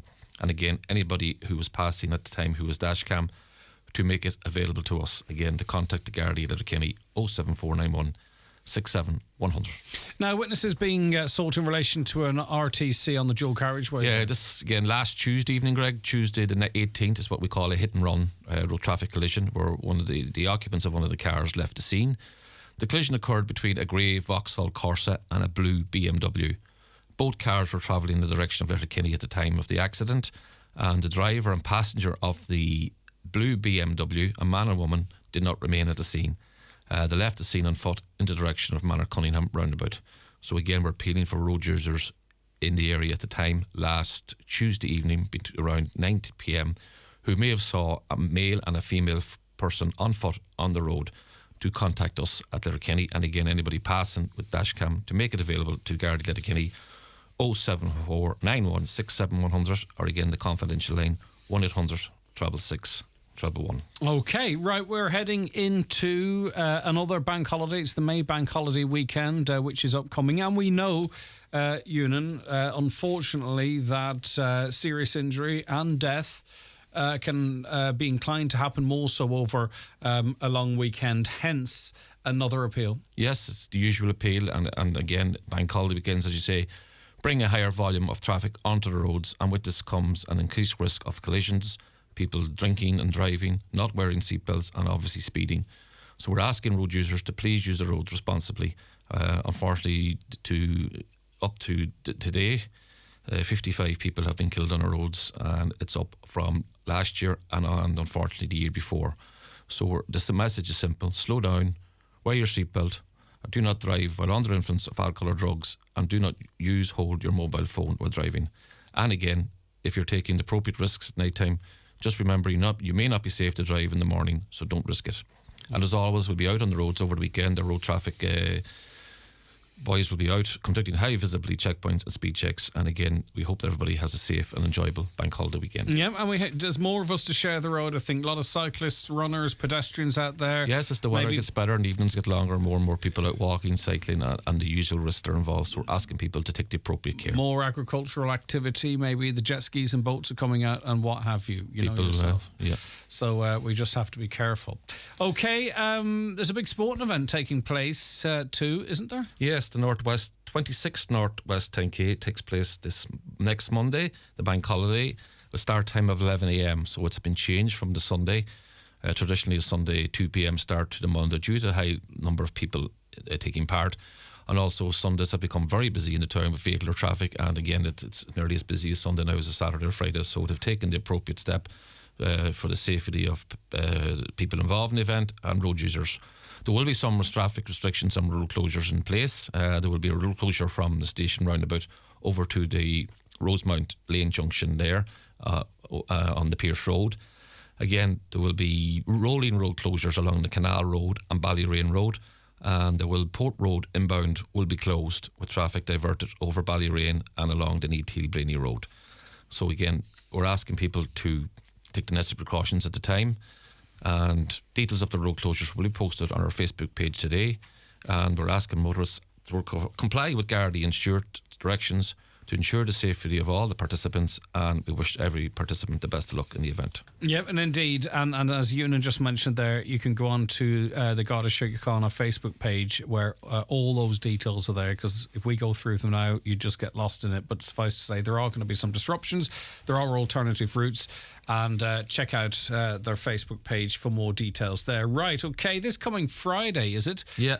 Is Go Purple Day. Go Purple Day, yes. All right, Gardaí and Letterkenny, they're getting involved? Yes, Gardaí and Letterkenny will host a coffee morning in aid of local domestic violence support services in the Garda station between 11am and 1pm. The coffee morning is open to the public and everybody is welcome to attend to show their support. So we work closely, Greg, with a number of domestic violence services like the Donegal Domestic Violence Service, Donegal Women's Centre, Donegal Rape Crisis Centre. So we'll be meeting the people in these service on a more informal level on Friday. And many Gardaí across the division will be wearing a purple ribbon. Purple is the colour of the awareness ribbon in support of local domestic violence services and in support of victims of domestic violence and abuse. So although it'll be quite informal setting and everybody will be in good humour, hopefully, it's important to remain cognizant of the fact that some people are still living in domestic violence situations, women, men and children. So again, we urge anybody who's suffering as a result of domestic violence to contact us 24/7 at Letterkenny, 0749167 Buncrana District 07493 20540, Ballyshannon 07198 58530, or again Milford 074 9153 060. Always call 999 or 112 in case of emergency. And again, where appropriate, we'll provide a listening ear and advice, and we can always meet you at a neutral station or at a Garda station. And again, details of external support services are available on our Facebook page. So again, everybody's welcome to attend between 11 and 1 this Friday. Yeah, and always good to have those numbers because we know there is a team that work right across the county, and by contacting the Gardaí, it doesn't necessarily trigger a train of events. The Gardaí have been trained and have adapted now to deal with this in a very sensitive way and appropriate to the needs of the person that's contacted Yes, them. we have specialised unit now trained in dealing with people in serious domestic violence incidents. We're hearing so much about coercive control. We have trained, qualified people who will deal with people who report matters. Again, it doesn't have to be at a Garda station. It can be at a location that is suitable for the person making the call. Yeah, indeed. Okay, so don't forget the actual coffee morning is at Letterkenny Garda Station between 11 a.m. and 1 p.m. on Friday. Everyone is very welcome to call in and show your support for the various, for the Gardaí and the work they do, I presume, but primarily, of course, the local domestic violence services, and in support too of victims of domestic violence and abuse, and maybe even wear purple if that suits you. Maybe purple polo shirt or anything. Exactly. I have nothing. Well, everything around here is purple. I suppose that's why you don't wear purple when you're off duty. I would clash. I might just take one of the mic socks here or something. But anyway, we were up for a coffee morning up at the station, and we weren't arrested. It was actually really quite pleasant. Yeah, you enjoyed it. Yeah, once I got over the anxiety of walking in there. Listen, thanks very much. Okay, Ewan. Greg, thank you. We do really appreciate your time. Okay, that was Garda Sergeant Ewan Walsh, attached to the Letterkenny Garda Station, of course. And that was Community Garda information, which will be back with you next Tuesday, just after 10. If you want to watch back, it'll be available on ours and the Garda Síochána Facebook pages a little later on this afternoon. The 9 till noon show is brought to you by Letterkenny Credit Union, offering low-rate car loans with fast approval. Apply online at letterkennycu.ie or in office today. Grove Furnishing's big 45th anniversary sale ends this Saturday, the 29th. A big selection of ex-display suites, beds, mattresses, dining sets and occasional furniture, all greatly reduced, with many items half price or less. The sale you know is genuine ends this Saturday at Grove Furnishings, your local easy living store on Kiltoy Road, Letterkenny. You can now save up to 30% on cash fares on eligible TFI Local Link routes when you pay using your TFI Leap card or with a TFI Go app. For more information, visit transport4ireland.ie. TFI Local Link is part of the Transport for Ireland network. Do you know what I love about Letterkenny Shopping Centre? I love it because everything I need is under one roof. There's fashion shopping for women and men, health foods and cosmetics, Tesco's and Pennies, free parking and late night shopping Thursday and Friday. I love it because Letterkenny Shopping Centre has it all, including homeware, jewellery, hair and beauty and Revolution Laundry and their free car park. Letterkenny Shopping Centre. So much choice and open 7 days. Inishowen Co-op invite you to a renewable energy information event in the Inishowen Gateway Hotel, Buncrana, Wednesday 26 26th of April at 8 p.m. Listen to the experts and find out the facts on anaerobic digestion, solar and wind energy, and how they will benefit you farming in the future. Highland Radio weather updates with Ireland West Airport. Fly with Aer Lingus on their new daily service to London Heathrow and connect onwards to 80 plus destinations worldwide, including New York and Boston. Ireland West Airport. Don't just take off, take it easy. Okay, now, best values here in the west. I'm going to read this weather forecast, but it's for all of Ulster, right? So ignore the first bit. Cloud will gradually build with a few well-scattered showers developing. Highest temperatures of 8 to 11 degrees. Best values across the northwest here, all in just light southeasterly breezes. So a particularly pleasant day here across the northwest. Right, now, the language planning coordinator with Linra Letterkenny is Barbara E.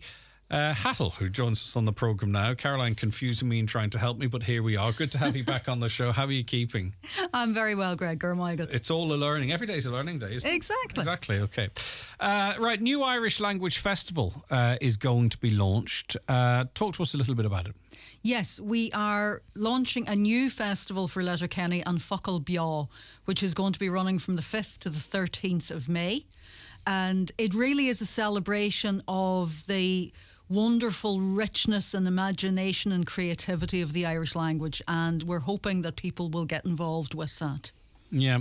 And how are things going in your work in sort of promoting the language? Very well, very well. I think there's great positivity about it. Somebody said to me the other day, you see around this town now, you couldn't throw a stone without hitting a Gaeilgeoir. Yeah. And I'm not suggesting we throw stones at people. No, but it's a metaphor. It is that sense of there are so many people who are prepared and happy and delighted to speak Irish. And that is what I experience, even going into businesses and that, and a number of businesses at the moment talking to me about getting bilingual signage up and, you know, availing of the grants available from First na Gaeilge. And there's just a great buzz and it's lovely. And even me going out round the town, getting people to publicise this festival and people saying, yeah, we'll do that. So because there's no one thing, is there, Barbara, really? It's a multitude of things. Like, say, for instance, a new generation of people coming through, if they learn Irish in school and they can go into the biggest town in the county and they can use their language and it feels comfortable, maybe they won't lose it. We all know people. My mother was completely fluent in Irish, but just lost it over time. You know, as I say, it's all part of it. You know what I mean? It's that we create spaces where it's promoted and encouraged and embraced, and then that means people will be more inclined to use it, and then people who don't speak Irish might be inclined to learn or try a few words. Do you know what I mean? And it is that thing about it being fitcha fucha, interwoven through the fabric of everyday life. And that's what we try to do. We're involved in many of the festivals and events of the town, and then we also provide specific Irish language festivals as well. But even just working with schools, working with businesses, working with families. I mean, we have a walk coming up this Sunday in Ards, starting from the Friary. Just a guided walk with somebody who will teach people, you know, names of trees, names of plants, names of the birds in Irish. It's beautiful. It's a fabulous thing to do, and it's just to make Irish just an everyday part of life. Yeah. And it's hard to judge success, but I mean, you're on the ground, you feel what's working, what's not working. But as I say, you know, it's hard to sort of measure it, isn't it?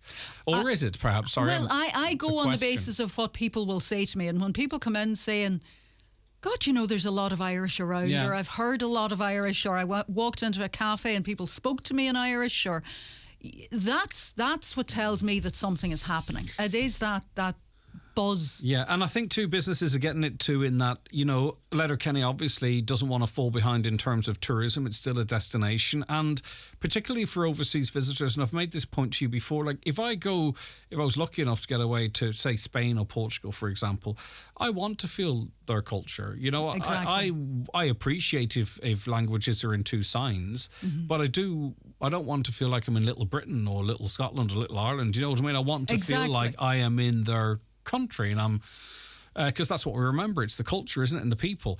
And I think because we've had the debates about Irish language signs, road signs and all that in the past before, I think people coming here want to embrace the Irish culture and want to feel it and be exposed to it. And this is a brilliant way, particularly in an urban area. You know? I mean, we know what goes on in the West and elsewhere. And go ahead, Barbara. No, it is. It's very important that people have that opportunity to interact with the language. And recently we had about 30 Italian students who were over on Erasmus who came into the office in 2 different groups and were delighted to learn some Irish and to find out about the language. And I think it's that cultural heritage and richness that we have. And that's what we want to celebrate with this festival and give people an opportunity just to connect. Talk to me more about then what's going on around the town. I've got 2 dates here. I've got the 5th to the 13th and I've got the 2nd to the 13th. So okay, well, from the 2nd of May, what you will notice around the town is that there are quite large posters, kind of A2 size posters up in some of the businesses that have a line of poetry on them. Now, there are 16 of these around the town, and we are asking people basically to do a treasure hunt, to find all 16 posters, and then to email us in telling us what the line of poetry is and what shop they found it in. So 16 different lines of poetry, 16 different shops. Tell us where they are, and there'll be the opportunity to be in a draw to win €100. And if you keep an eye on our social media, you'll find that there are tips and hints there over those days as well. So if you've only maybe found 14, you might find the tip that sends you to the 15th and 16th one. So that is just a way of really engaging the town and engaging people out around on the streets, in the shops, in finding these posters that are going to be in the windows. And we'll talk more about what's coming up, but there is a I can't. What do you call it when you put a film on? Yeah, I can't think of the word. There's a showing. Can't think of it. A show. I can't think of it in English, let alone Irish, right? But there's a showing of An Callian Cune. Yes, and that kind of exploded. I think we certainly didn't talk about it, but it might have been in between our last couple of conversations. How important are things like that, films like that? And their success nationally and internationally in progressing the work of trying to encourage the greater use of the Irish language? I think it's vital because I think it puts Irish on that international stage. It is a fabulously beautiful film. It is wonderful. And so I think it engages people, even if they don't have a great deal of Irish, even if they don't have any Irish, because there are subtitles, but it draws people in. So anybody can go along and watch that film. And I think what happens around it too is really quite important, because what you had then is you had actors. Well, T.G. Cahir obviously saw this as a great opportunity for them to get some content. And then you have actors who are in the film or around the film starting to speak Irish. And there's a buzz, there's a conversation that starts happening. It's kind of organic, but it makes it cool. You know what I mean? It makes it cool and something you might want to get involved in. It's kind of... Exactly. It's strange when you stand back and watch it, how it happens. Yeah, and it's that question of, well, why wouldn't they speak Irish? Of course, like somebody like Brendan Gleeson, he was fabulous. And then you've Paul Mescal as well, not in that film, but, Brendan Gleeson was in the Banshee of Inisherin. But there was a lot happening round about the same time as An Callian Cune. And it just puts people in this environment where Irish is just normal. It's just part of life, and that's what we're trying to do. We're not trying to make it something that you hive off into a special space for. It's just part of everyday life, and that's what those films do. And it's the fact that anybody can come along and watch that film. Now, what I would say is the cinema aren't selling the tickets because it's a private showing that we have set up. So it's up on Eventbrite, or contact us in the office and you can sort out your tickets there. Yeah, it's on Wednesday, May the 10th in Century Cinemas, and you can buy the tickets on Eventbrite, as you just heard mentioned, or through Barbara's office. So what else is happening? On Friday the 5th, there is a meal in An Pia Bui, or the Yellow Pepper. And again, it's just an opportunity for people to come together, bit of crack, bit of cora. And we're going to have Garjean Branagh, who is an award-winning storyteller and singer. So after the meal, we're going up to the Red Room upstairs in the cottage for a session of storytelling and song.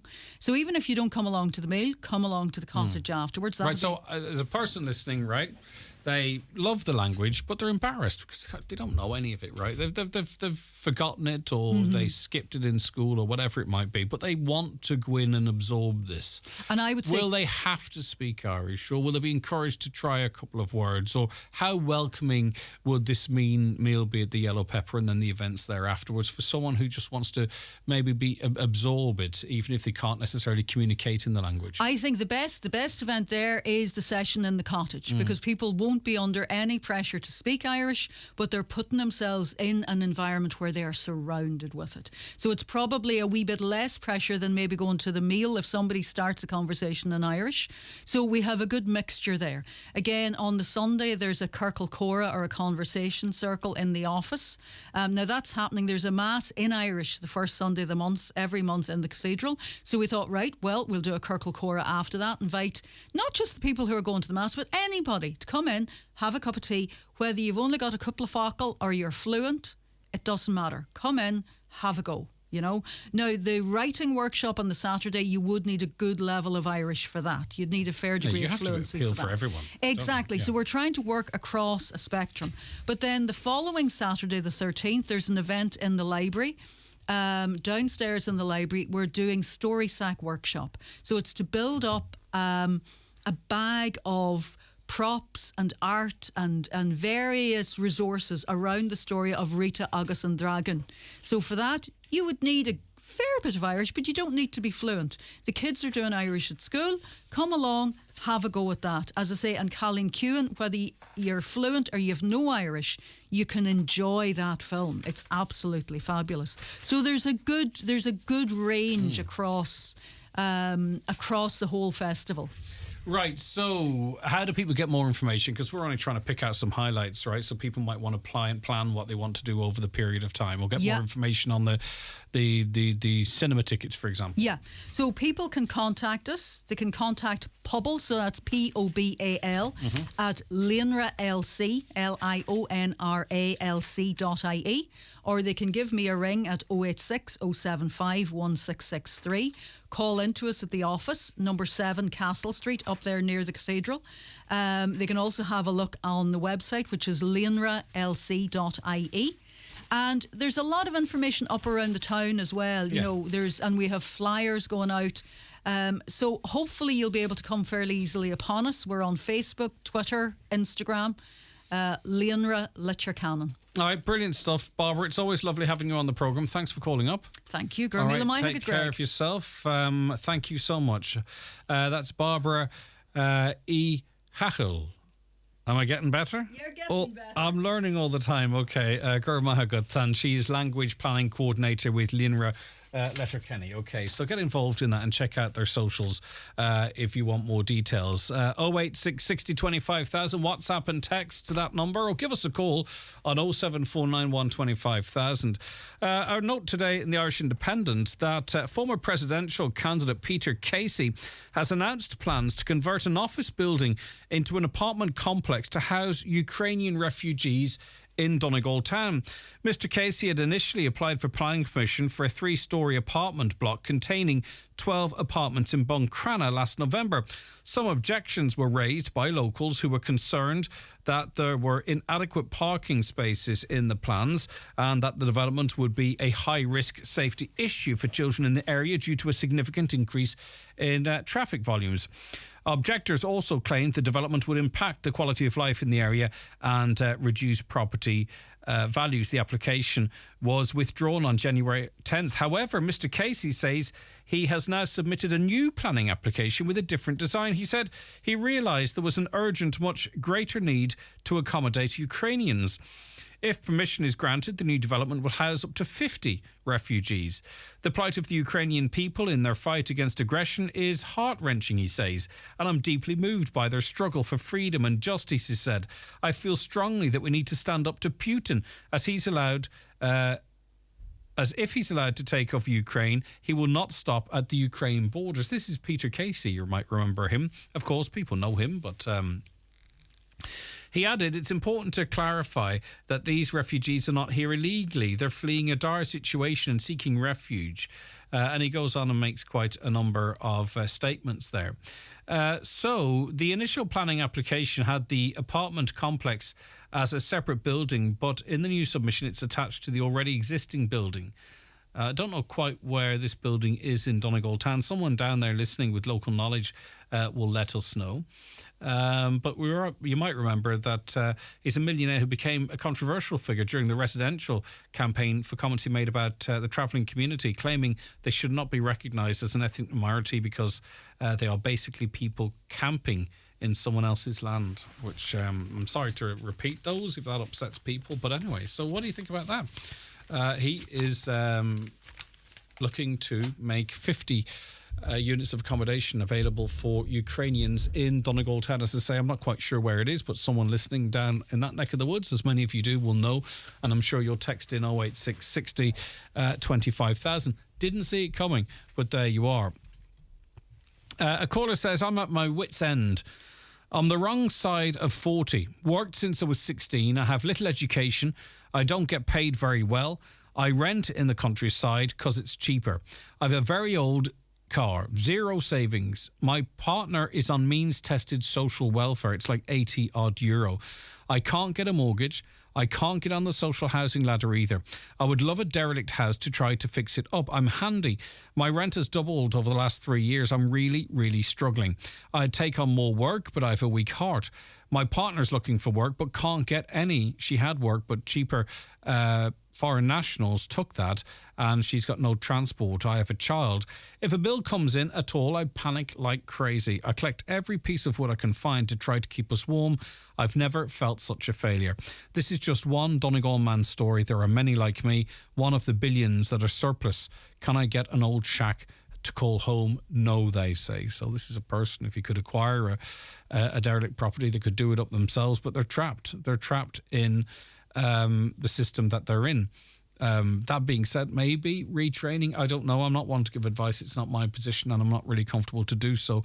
But maybe upskill to something that's of less stress on your weakened heart. I don't know. But anyway, it's a very, very difficult situation. I know exactly how you feel. I think most of us have been in that situation at one point or other where that bill gives you, that feeling, that rush. How am I going to pay this? What's this? And I'm really sorry for what you're going through. If anyone out there has any advice or words of encouragement, please send them in to a fellow listener and maybe it'll give them a lift. We had Toomey on yesterday speaking ahead of the broadcast of a film she was taking part in. A caller says, wow, Toomey is fantastic. Direct provision is so inhumane and cruel. Awareness here is so important. The antidote to prejudice is education and open conversation. Great work, Greg and team, having Toomey on your show to enable us to learn and hear the voices living in this system. Huge respect. Another, direct provision is certainly not ideal, but we have the worst homelessness and housing crisis ever in Ireland, and we have 36 billion euro. We have 36 billion euro that they didn't expect. This is in excess of what was expected over 2021, 2022, 23 and 24. We have massive swathes of this country. Our population used to be, double what it is now, bother shouting. We have swathes of this country underdeveloped, underutilised, and we've got all of this money. That listener shouldn't have to be living in the situation they're in, as we heard before. The people who are living in defective concrete homes, they shouldn't be living like they are. We should have no homelessness. There are nuances to the homelessness problem because it's not just there's a house. Some people require extra supports, wraparound supports, for example, but it should be doable. But there's a lot of people in the majority of people who are homeless are in Dublin. That's a fact, and it needs particular attention. That issue right across the country. Right, 08660 25,000 is the WhatsApp and text number, 08660 25,000, or give us a call on 07491 25,000. I don't know, is this on the telephone? Yep, on line one. Okay, thanks very much, Niamh. Are you there, Lisa? I am, Greg. Thanks Hello. for joining us. I appreciate your time. Lisa Hone is chair of the the Micah Action Group, and the name of it, I suppose we all know what it means now, but it means that this issue is so much more than that now, isn't it? And I'm glad that you took the call, because we had a call from a listener earlier on, and you can imagine what they're going through, Lisa. They're just trapped. You know, they can't seem to progress on the old scheme. Engineers aren't taking them on. They don't know when the new scheme might be available. So I suppose let's start with that point. When are we expecting this new scheme? And we'll talk about its faults again, I suppose, but the new scheme as it is, when are we expecting it to be on stream? Right, Greg. So the latest information that I can give anybody is that Micah Action Group, along with other campaign groups across the country we are called stakeholders, and also local councils, the 4 local councils that are also going to be administrating the revised scheme, were asked to put in submissions with regard to the draft regulations in March. So the draft regulations were issued to all the stakeholders. We were given about 3 weeks to turn it round. We all put in very detailed submissions. 13 pages of table submissions went in from Micah Action Group. We put those out to the members. Some people came back with stuff. We've also fed that in because the department said they would accept them. So effectively, the last sort of meaningful engagement that we had was when those submissions were made in mid-March, on the 14th of March. So we have been chasing really to get feedback on those submissions, because that is the next stage in terms of the finalisation, I suppose, of the draft regulations to be realised and then put into place. Now, I am chasing every week, Greg, to try and get feedback on this, to actually get the timings and get this move forward, because effectively, as you say, people are just trapped. They are just living in limbo at the moment. It's really, really disingenuous of the government to leave them like that. They proclaim urgency, but what we're seeing on the ground, unfortunately, doesn't match up to their words. Anyway, look, we exert pressure all the time to try and get them to move on these things. I am told that I am going to be hearing very shortly with regard to a date when the feedback and meaningful engagement, and we'll see how meaningful it really is, of that very shortly. That could be as close as next week. So that's where we are, Greg, in terms of trying to get progress and movement and feedback and meaningful engagement with regard to the draft regulations. So just in relation to where we're at, because there is a sense, and I've put this to you and others before, there is a sense that this is being longer fingered, really, to leave this the responsibility of a different administration, in that even until we get some clarity on different deleterious materials or whether foundations might be included, you know, is anyone going to really want to engage with this scheme until such time as we have some certainty about, you know, those other issues? Like, I mean, do you feel that we will get some clarity on those other issues? And do you feel that we will actually get a scheme, a new enhanced scheme, as it's described, that people can apply to this summer? Yeah, I think in terms of, again, it's really, really frustrating on my part that I cannot give you and those people listening out there, the affected people, a date to say, this is the date when the revised scheme is going to become in, and then it will be a transition process from those people who are on the existing scheme to the new scheme. And obviously people who have not yet even applied are able to make applications to the revised scheme. I can't give you that date, and because literally I do not have that date. Now they are. No, and can I say, Lisa, I think everyone understands that you're here as the head of an action group, that you're at the whim of when the government contacts you. It's not like you're sitting on this information and refusing to release it. I think people get, and it's a reassurance to you, people get that you are you're beholden to the housing department and other agencies before you can relate that information. It's not your fault. We understand that, but what's your sense, without holding you to anything, do you think there'll be an public announcement within the next couple of months? Would you be optimistic? You mean in terms of a scheme people can apply for, that the thousands that are waiting to get you know, cores done, boring done at a cheaper rate. You know what I mean? When do you think, when's your gut telling you that might happen?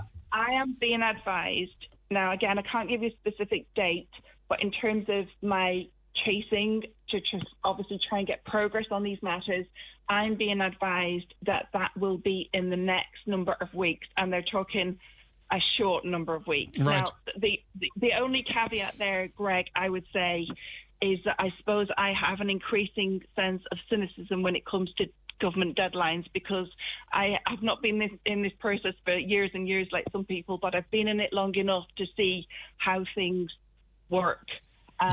So, you know, I would hope that is genuinely the case, because obviously this sort of information and living in limbo is absolute torture for people. And finally and briefly, sorry, Lisa, because we're right against the news. Are we still probably looking towards the end of the news, the end of the year, start of next year, before we find out what the story is with the likes of, concrete blocks, some sort of research on whether or not we can do out a leaf only, that kind of stuff that might deter people from getting onto a scheme until such time as it's clarified?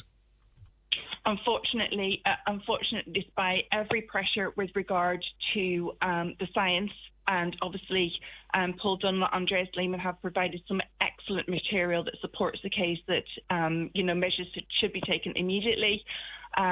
They are still saying that they want the review to be completed. So I would say realistically, in terms of that information coming out in a formal sense from government, you're looking at the end of the year, probably at the very least. Now, hopefully we will get some scientific information before that, as the science progresses in terms of the review. Like, core samples have been taken from Pod foundations. You know, that's right under your blocks, because that's what we really need to say and understand what we're dealing with. We're not saying necessarily that all foundations are no good, but what we're saying is we don't know, and we absolutely have to have scientifically researched answers to give people that confidence and that peace of mind that what they're going forward with is a full and permanent solution to this situation. So that's what we want. We want the science to dictate how people proceed. Okay, Lisa, thanks for your time. I appreciate it. And I know you're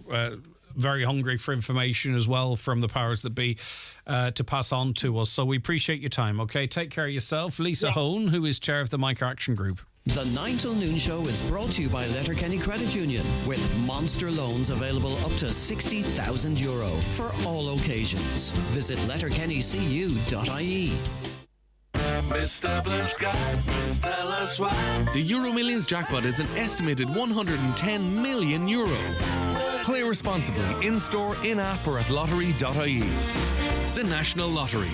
It could be you. Why leave all the magic moments or great scenes you've captured on your phone sitting there or in the cloud when you can have them printed at McGee's Chemist? Using the McGee's app or one of the in-store kiosks, you can upload your photos from your phone, Google Photos, Facebook or Instagram, and have them printed instantly within an hour, or in by 10 and ready by 5. See mcgees.ie for more details.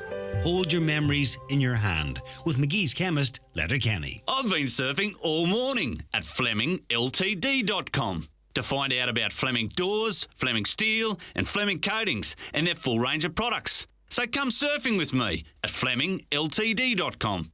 Fleming, 91 48 234. Following on from their triumphant version of Translations, Ireland's National Theatre, the Abbey Theatre, presents Frank McGuinness's lively new version of Tartuffe at Greenan Theatre from the 3rd to the 6th of May. Directed by Katrina McLaughlin, this endearing comedy follows the hijinks of the irrepressible and charming con man Tartuffe. Book now at Greenan.com.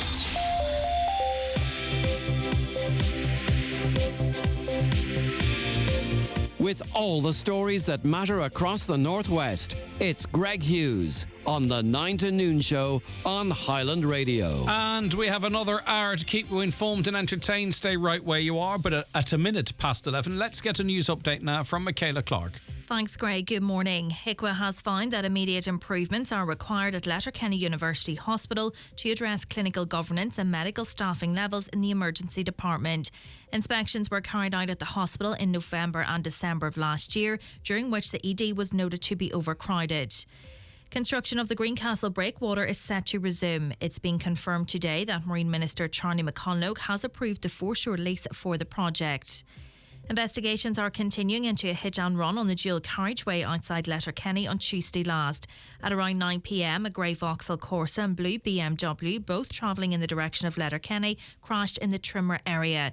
The driver and passenger of the BMW, a man and a woman, did not remain at the scene, fleeing on foot in the direction of the Manor Cunningham roundabout. A man remains in hospital after being seriously assaulted in Glencolmkill on Sunday night last. It's believed the man was attacked by another man outside a licensed premises in Cashel shortly after 9:30 p.m. A man in his 20s was subsequently arrested. Members of Donegal County Council are urging officials to ensure that every effort is made to bring derelict homes back into use as officials prepare for a series of local meetings to make changes to the draft county development plan.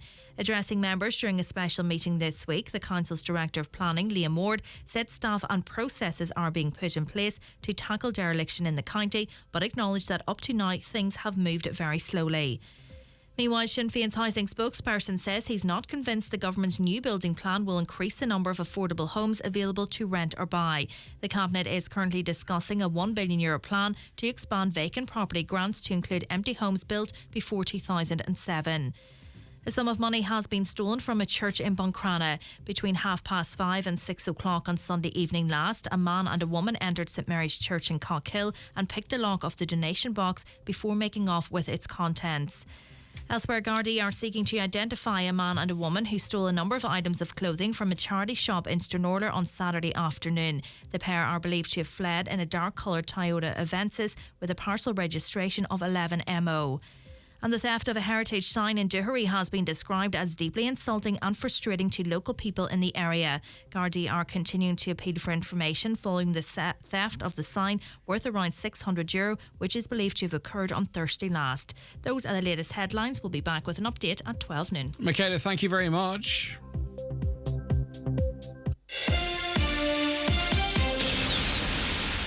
On Post MoneyMate is a current account that gives kids the power. So what money power do they want? The power to get paid for their chores? Come on, nearly there, Connor. Oh, it's so unfair. Relax, your mom's paying you with jobs on the app.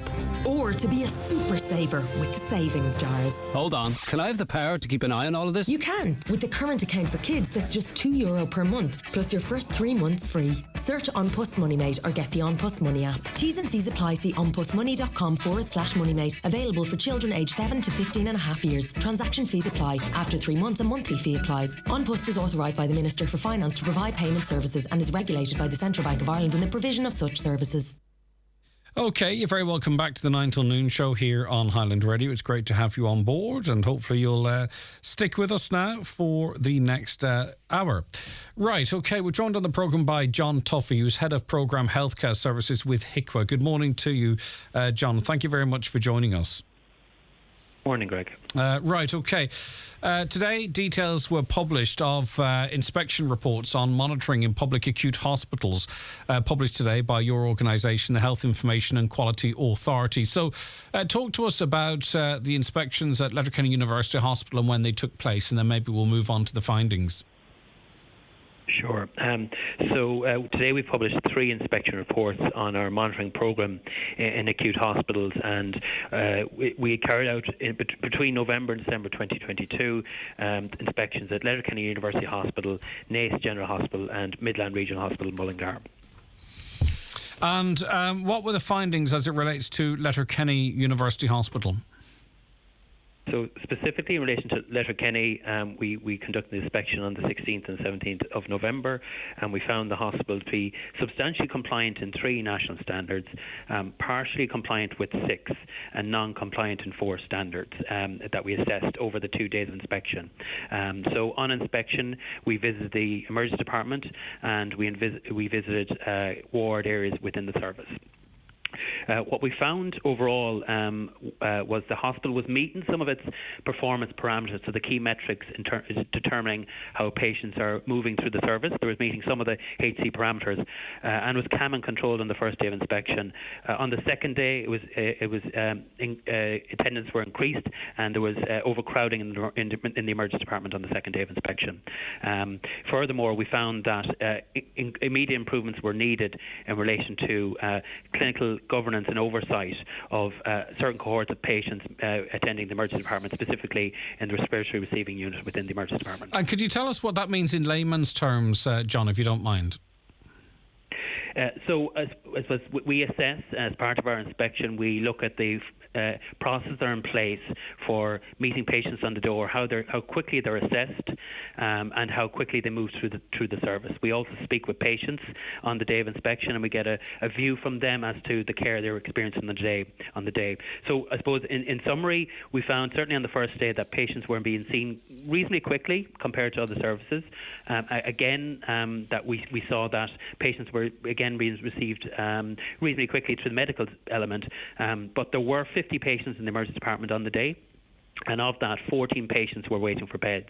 And on the second day of inspection, we saw instances of patients waiting 18 hours for a bed. Now, this obviously is completely unacceptable and is reflected somewhat around the country. Obviously, we know the hospital is struggling in terms of people, high levels of attendance, great difficulties in discharging because there aren't necessarily beds available in the community to treat people who no longer need acute hospital setting treatment. Is that factored in, or do HICWA say, look, we identify the problems, it's up to you guys to fix them? I suppose it's both, really. I suppose our inspections do look at the immediate measures that are in place in the hospital. So what is the care that people are receiving once they enter a service? We are keen as part of our inspection to understand the elements that affect patient flow within that.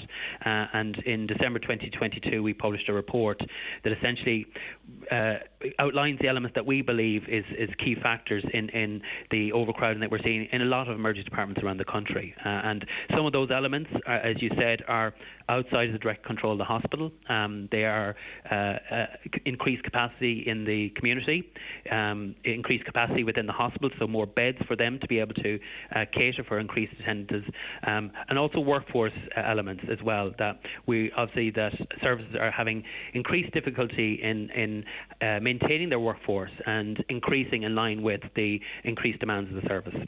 Yeah, so some things, correct me if I'm wrong, there are things that, with everything considered, would it be the case that the belief is that the hospital could be doing better with what it has in terms of the ED? Certainly from our inspection, there's operational efficiencies that we outlined within the report that can certainly address some of the key concerns that we've raised, and that's within the gift of the hospital. I suppose there is other elements outside, specifically the hospital, that's in the HSE control and through the sale to hospital group, in ensuring that sufficient resources are within the hospital, that there's a key concerted approach to addressing emergency attendance or overcrowding in emergency departments across the service, and not just in Letterkenny University Hospital, it's across the service. So a concerted approach to address that. And we've seen some elements, certainly through the Department of Health, we've seen increased consultant resourcing in the emergency department. So essentially there's a double resourcing for the consultants. So more of that needs to happen in terms of managing the key elements that we found within the inspection. I should have asked at the beginning, the initial inspections on the 16th of 17th of November last, are they announced or unannounced? We do a mixture of announced and unannounced. I suppose from our approach is that we've committed to doing announced and unannounced inspections within services over a 3-year period, so that we could essentially walk in any day into an emergency department. I suppose the benefit of doing a 2-day inspection is that you can see over time how the hospital is actually faring. So they knew you were coming in November then? They did know, but that we're coming. I suppose the element of that is that we can receive documents in advance. We can receive information, so we're aware of the performance of the hospital in advance of walking in. Mm-hmm. We also, as I said, have reserved the right to walk in unannounced, which we've done in a lot of emergency departments around the country. And we'll just move on to some other findings in a moment, but just in relation to the visits on the 16th and 17th of November, as it relates to the ED, has there been a follow-up since? Has there been a follow-up visit since? As part of our approach to inspection, we raise any immediate concerns with the hospital itself, with the hospital group, to ensure that they're immediately addressed. As part of our inspection process, we issue a report to the hospital. So we've been validating our findings with the hospital over the last number of months. So as part of the publication today, they have provided a compliance plan which addresses the key elements that we found today. So within that compliance plan is the hospital's commitment to address that. We will continue to monitor that, so we'll receive updates. We'll continue to assess that they are committing to putting the plan into place, and we'll hold them to account for that. Right now, obviously, there was a report published in 2021. It was a HICRA review of the governance arrangements of gynecology services at Letterkenny University Hospital. What did your inspectors find in relation to that, as to how things have changed since that report was published? A key element of how we inspect is following up on previous inspections, as I've said. As you said, we conducted a target review of the gynecology services within Letterkenny. At the time, we sought that the hospital provide increased assurances in how referrals are managed within the service, that they continue to support the locum consultants, and that performance is reviewed and maintained, and that they maintain an audit programme of the service. So as part of this inspection, we took a targeted look at the gynecology service, and we found that the service had been continued to audit, listen to patients, taking feedback from patients on the care they're receiving. We saw elements of performance, and quite good performance in terms of how they're managing the service. So we have seen clear improvements. I suppose from our perspective, those have to be maintained. I suppose an issue that we have seen is their ongoing reliance on locum or temporary consultants to maintain the service. That's likely a feature of many hospitals around the country, is an ongoing reliance on temporary consultants or locum consultants to maintain the service. But we have seen improvements, and they should be sustained in the medium to long term. You talked about recommendations that needed immediate work, one being comprehensive infection screening programs for patients. What is that talking to? So essentially, I suppose a key element of patients attending hospitals is awareness of if there's any infections that could be transmissible within the service. So we had identified there wasn't a comprehensive screening program for CPE, which is a key organism that must be screened on entry to a hospital. So we raised that with the service, and we requested a commitment that they'd address a comprehensive screening program for patients that are admitted to the hospital. And what does CPE lead to? Excuse me. What are the risks of that? I suppose the key, again, something that all health services are dealing with is resistant organisms, and organisms that are I suppose less amenable to treatment with antibiotics. So for us and for most healthcare services, to ensure that they're screening for these, they can address it at source and minimise spread within the service. Okay, and did they take action immediately as recommended? So they've continued to audit their own implementation of CPE screening, and they've taken a commitment to address comprehensive screening within the service. So just to be clear, so we all understand, this is important. Is it to limit hospital-acquired infections? Yes, this is to limit hospital-acquired infections. So it's across services. This wouldn't. This is something that all hospitals should take into account: is appropriate screening of resistant organism within services.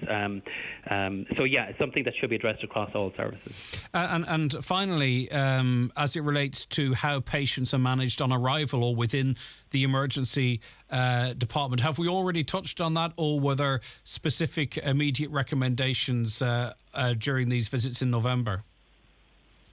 I suppose the inspection was carried out at a time when COVID was an important element within the community that needs to be considered. So I suppose that has reduced within recent times, and services have adapted their pathways. So it's not necessarily COVID and non-COVID pathways Right. currently. Well, let's just say, for instance, we had people who contacted programs like this, HICWA, like this, and I understand HICWA can't comment, or you can't comment on individual cases, that people that went in with something really quite serious, but they happened to also have a cough, were grouped in with people that were very likely to have COVID. Would that be potentially an example of the mismanagement of patients in the ED? Not specifically in the emergency department. I suppose we're keen to press the element that patients are screened on admission, that they're appropriately managed where possible in isolation rooms, or national guidance is followed if patients are cohorts together. So again, that's probably across hospital, not specific to Letterkenny University Hospital. I suppose broadly speaking, it's probably an element of all the inspections we've published today. It's essentially a tale of two services. We see that patients enter the emergency department, they're quite overcrowded, but we have seen that there's quite good care given once patients get through the doors and get admitted into service, and that's just keen to impress that point. Well, actually, I was going to finish. I was going to finish on that, and maybe you've already touched on it, or maybe you want to expand on it in the last minute. The positives that came from this, what your team or people discovered, and it was that once people were admitted, the quality of care was high. Is that it? And that's exactly what we found, that once patients entered the service or were admitted within the service, we found that they demonstrated, quite good levels of compassion and care on the wards. We saw good initiatives for patients that came within the service. We also noted that the hospital has scored above the national average in all the hospitals for National Inpatient Experience Survey. So again, it's something we're seeing across hospitals, is once patients are admitted, they speak highly of the service, they speak highly of staff, and that's referenced within our report. Okay, listen, thanks for all your time, John. I appreciate it greatly. John Tuffy, who's Head of Programme Healthcare Services with HICWA. The county's #1 talk show, The 9 till Noon Show on Highland Radio. The 9 till Noon Show with Letterkenny Credit Union. Simplify your debts with a debt consolidation loan from Letterkenny Credit Union. Call us on 074 910 2126 or apply online via our app or in office today. Brian Murray from Fair City here. I'm one of the 64,000 people living with dementia in Ireland. This year, I'm proud to support Alzheimer's Tea Day, which is taking place across Ireland on Thursday, May the 4th. Play your part by hosting your own Tea Day event. Register today at teaday.ie. There's something about a cup of tea. Charge into summer with TUI. Choose from a beach cruise or city break, or Mexico flying direct from Dublin. Holiday sorted. TUI, live happy. It's the Right Price Tiles and Wood Flooring biggest ever sale. Up to 50% off everything in store. All tiles, all wood flooring, all outdoor slabs, cladding and bathware. Everything slashed in price. This sale is not to be missed. Right Price Tiles and Wood Flooring biggest ever half-price sale ends Sunday. Preparing for a special occasion? Sorrento Shoes has the finishing touch. Shoes and bags in pastel shades, bling or classic neutrals. Sorrento Shoes. Available in all leading shoe stores. Go full Lidl and fire up your bank holiday weekend, rain or shine. Get the perfect smoky flavours with our quality ceramic egg barbecue. Was $99.99, now just $89.99. Fill the grill with Board B approved barbecue meats, 3 for €10, like deluxe Irish steak burgers, quick cooked chicken fillets, and chicken thighs and drumsticks. And quench your thirst with Guinness. 12-pack, now just $19.88. Go on, shop without compromise and pay less. Go full summer at Lidl. Highland Radio time checks with Expressway. Travel route 32 from Letterkenny to Dublin. Expressway, bringing you the time at... The time is just turning 20 past 11. As we said at the top of the programme, we are paying the highest rates for electricity in Europe. That's including the UK. We are paying 49.9 cents per kilowatt hour. Now, Germany, which has just shut down all of its nuclear plants, is not far behind us, but we are 50% ahead of, or not far off it, the likes of Belgium, the Netherlands, Sweden, Greece, Latvia. The EU average is just 28.3, by the way. Switzerland, Lithuania. If you're in Hungary, you're paying 9.2 cent. In Romania, 16.3. In Slovenia, 17.4. In Slovakia, 19.7. So far and away. And as I said, sort of at the top of the programme as well, that's having a huge impact on people who have, to some extent, it might have been mitigated with some of the government payments that were received. But can you imagine being in a business and your business in Letterkenny or Buncrana or Donegal Town, your electricity bill is potentially many multiples of that in some countries, but 50% ahead of the EU average. And in some cases, these businesses are having to compete with their EU counterparts. As a coincidence, Tony Forrester, the CEO of Letterkenny Chamber, we've invited Tony on to talk about a business sentiment survey. And you will not be surprised with my big ramble coming into this that the biggest risk factor for businesses in 2023 is those energy costs. Tony Forrester, good morning to you. Good morning, Greg. I think it's difficult enough to trade and to stay with your head above water when you're paying high charges. But I think it's even worse when you look across Europe and you see so many others not facing the same bills. It's very frustrating. Yeah, I think it is. I suppose businesses get on with what they have to have to deal with themselves. But it is frustrating that our charges are higher than other parts of Europe that we're part of, but I suppose when we're surveying our businesses, they're saying energy costs are by far the biggest cost they have at the moment, and it's frustrating for them. In terms of the business sentiment survey, how deep do you dig in terms of, do we know how many businesses are wondering if they'll make it through 2023, or do we just talk of the challenges that might hinder their success?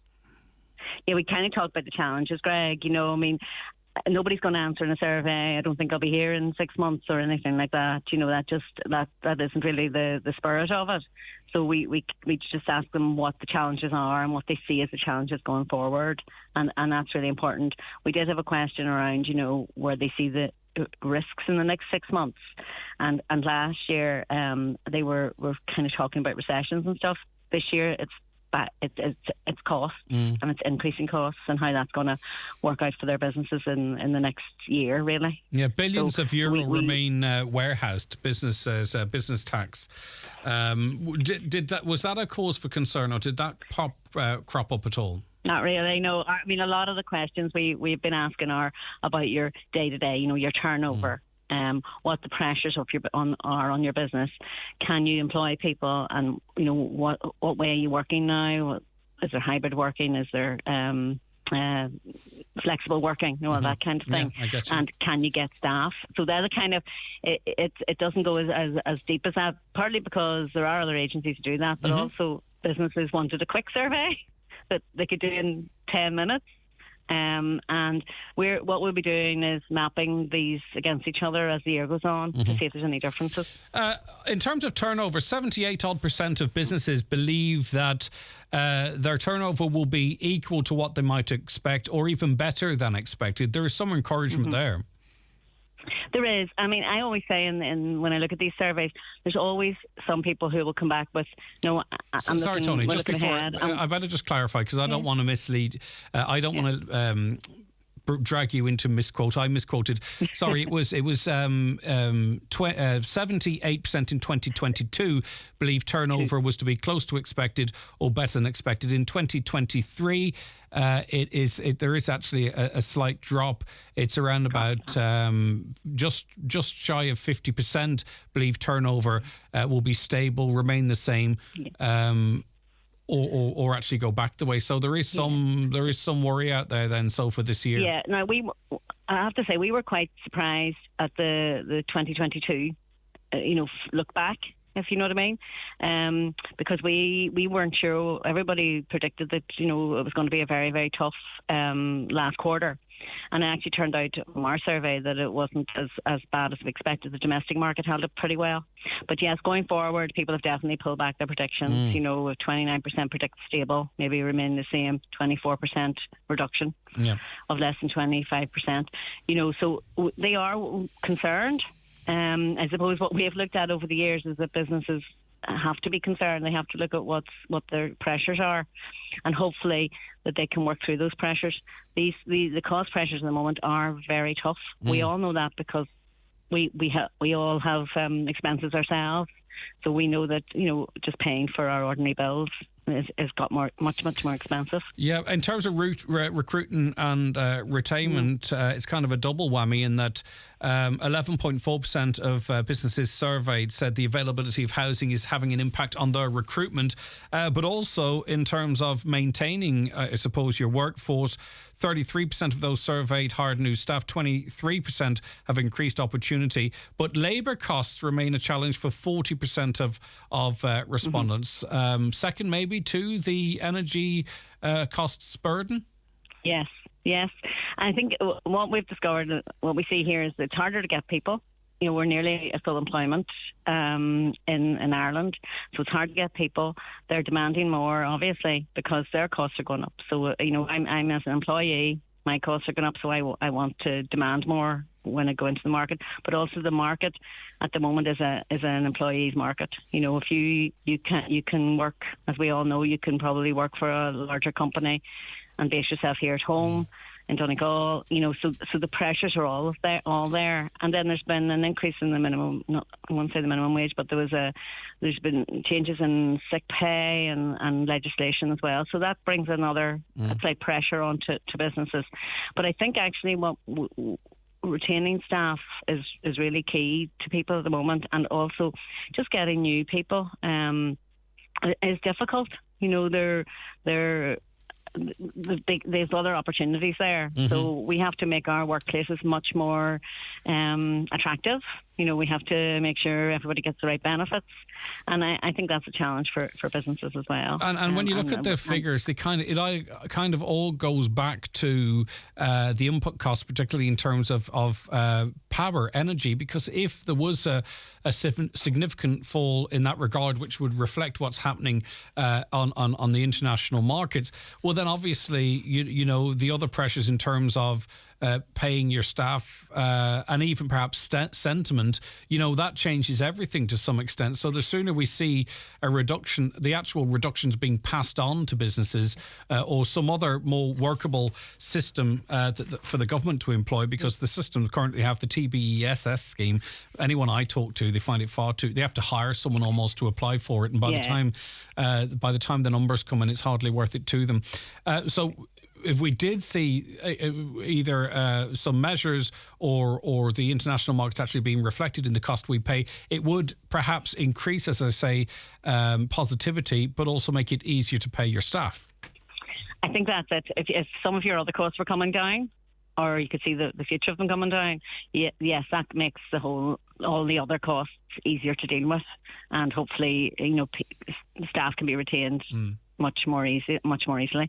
The housing thing you brought up earlier, 11.4 surveyed said the availability of housing. Now, to a certain extent, that's at the top of the market. The senior executives coming here because there's no housing for people. But I think that's getting pressured right down through the market. And I think our next survey will maybe show that as a higher level again. There just is not enough housing available, and this is the one thing I suppose we've been all trying to lobby at a government level, and we do it through Chambers Ireland.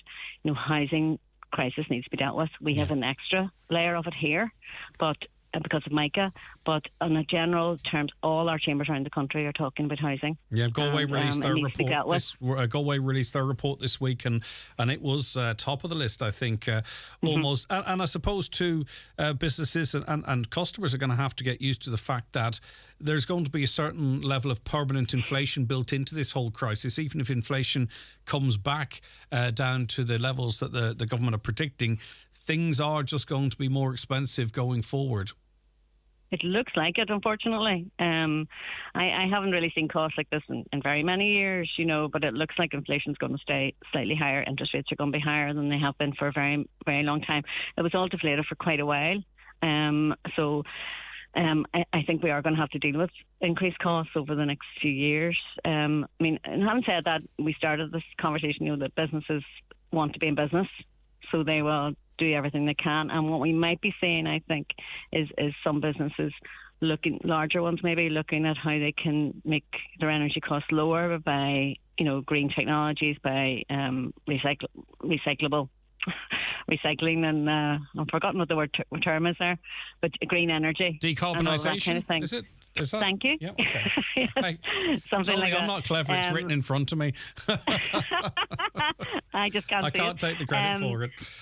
So that's really far down on people's priorities at the moment. But I think that's going to change the landscape a little bit for some of the larger companies who can afford to do that. They probably get a consultant in to get solar panels, look at their electric vehicles and those kind of things, and hopefully in the long run that will bring some pressure off businesses, but that's a long-term investment. It's kind of interesting that the majority are more concerned about the risk of a domestic recession, given the massive surplus we have. Almost 50% are concerned about that. In terms of a global recession, it's actually just around about 20-odd%. So it's kind of, I would have expected to see those figures the other way round. But really quite interesting. And this is one of many through 2023. So we'll get the trend then as the year cracks on, Tony.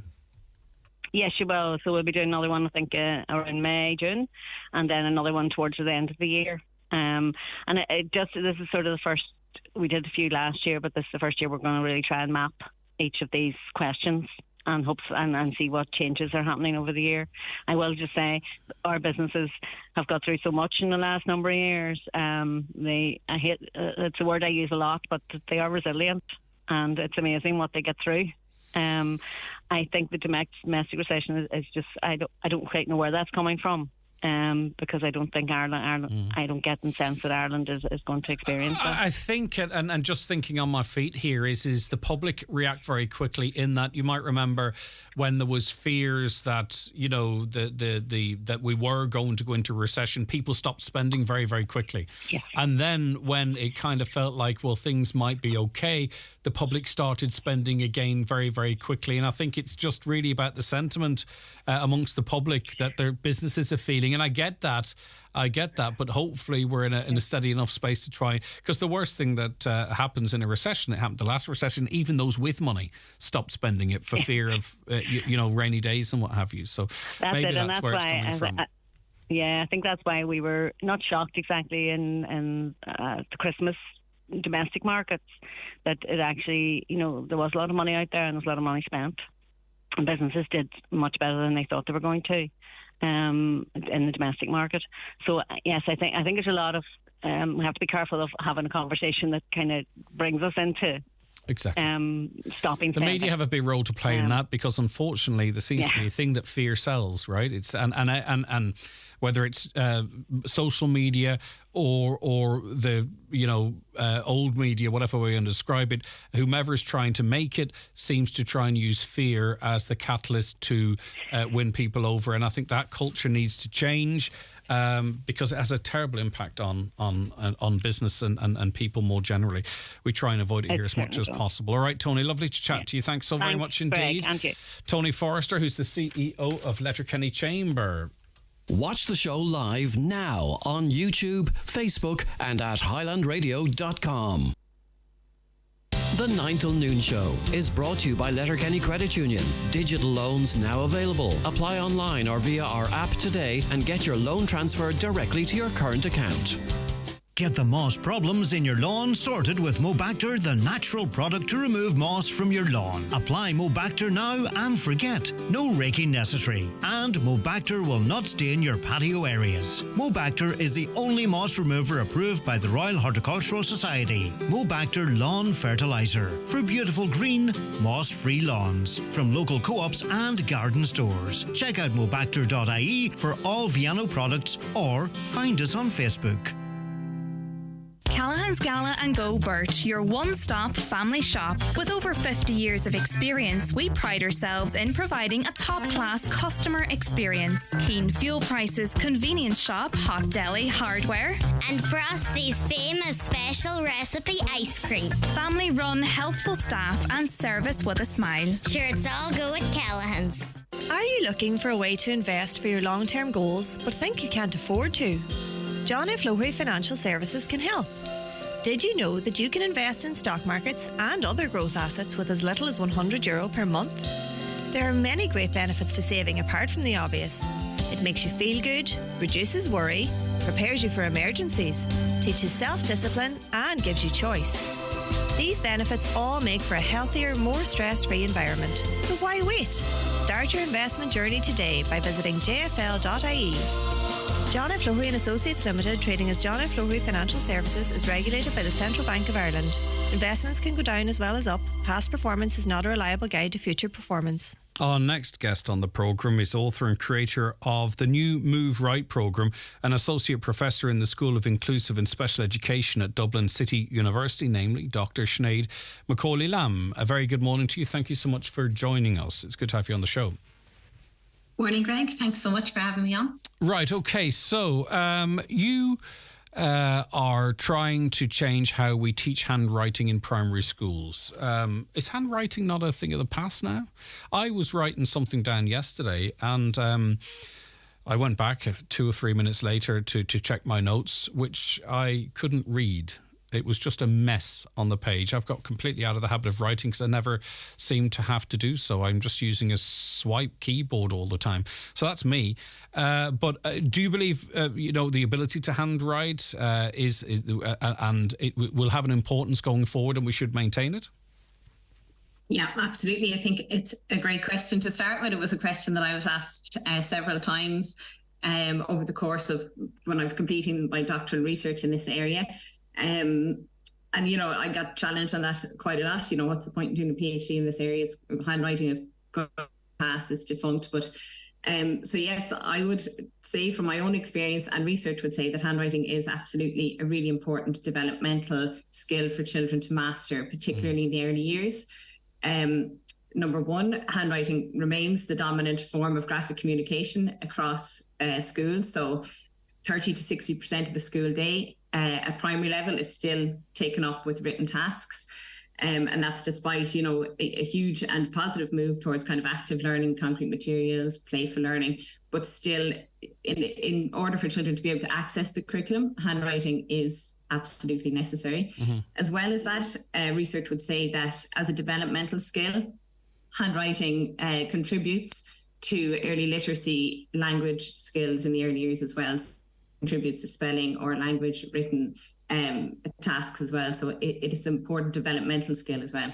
So every now and again people will talk about algebra, right? And they'll go, I'm 15 million or whatever it is and I learned algebra and I've never used it once in my life. But really is the importance not that it helps us learn other things, that in how we learn that might assist in just general learning rather than you leaning on it every day for the rest of your life. I'm not sure if that's true or not. You can tell me if it is. But also handwriting in and of itself, yes, it's an important skill. It's great to have the art of being able to pen a letter or what have you, but it's also what comes from that in terms of other developments. Is it kind of in the same space? Exactly. Yeah, exactly. So the research would indicate because handwriting tasks demand integration of motor visual processing systems, that handwriting fosters early literacy skills. So children showing competency in handwriting in the early years will show more sophisticated letter knowledge, phonological awareness, spelling competence. And there is research to show that children's word writing skills at the end of infants have been used to predict literacy skills. So that includes spelling, reading, comprehension, reading, oral reading. I know that when much of the day is taken up with written tasks, if a child is struggling with that or the writing is illegible or they can't access that, then their motivation and self-esteem is going to be hugely, hugely impacted. And that is a huge part, as we know, of school for children. Once you fail in the infant years in school, it unfortunately has that spiral effect where children have bad experiences at school, they opt out. They may appear to be opting out, but really what's happened is they failed somewhere along the way and their motivation and self-esteem is hugely impacted. So until handwriting is not the dominant form of graphic communication skills, children do need it.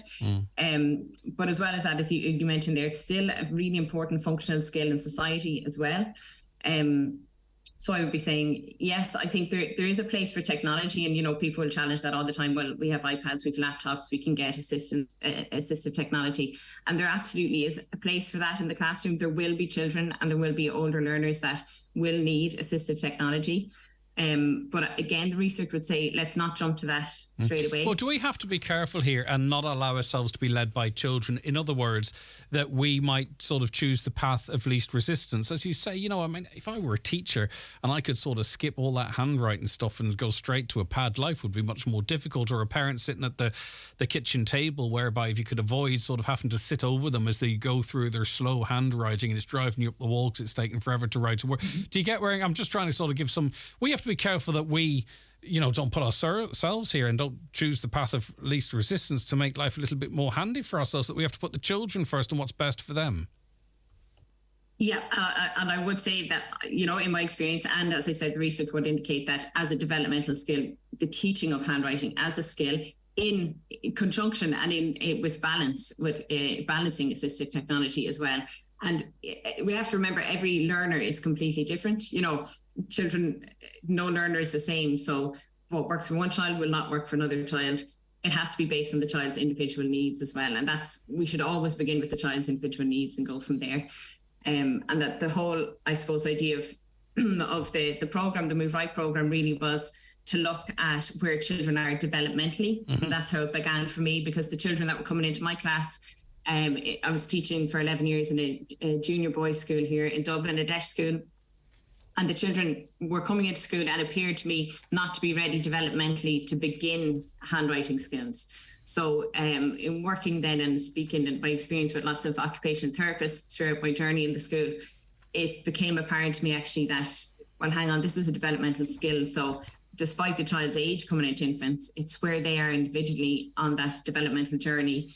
That depends, you know, what that impacts what I'm going to do with the children. So for me, it wasn't about starting with a pencil and a page or letter formation anymore. I had to go right back, looking at the child's gross motor skills.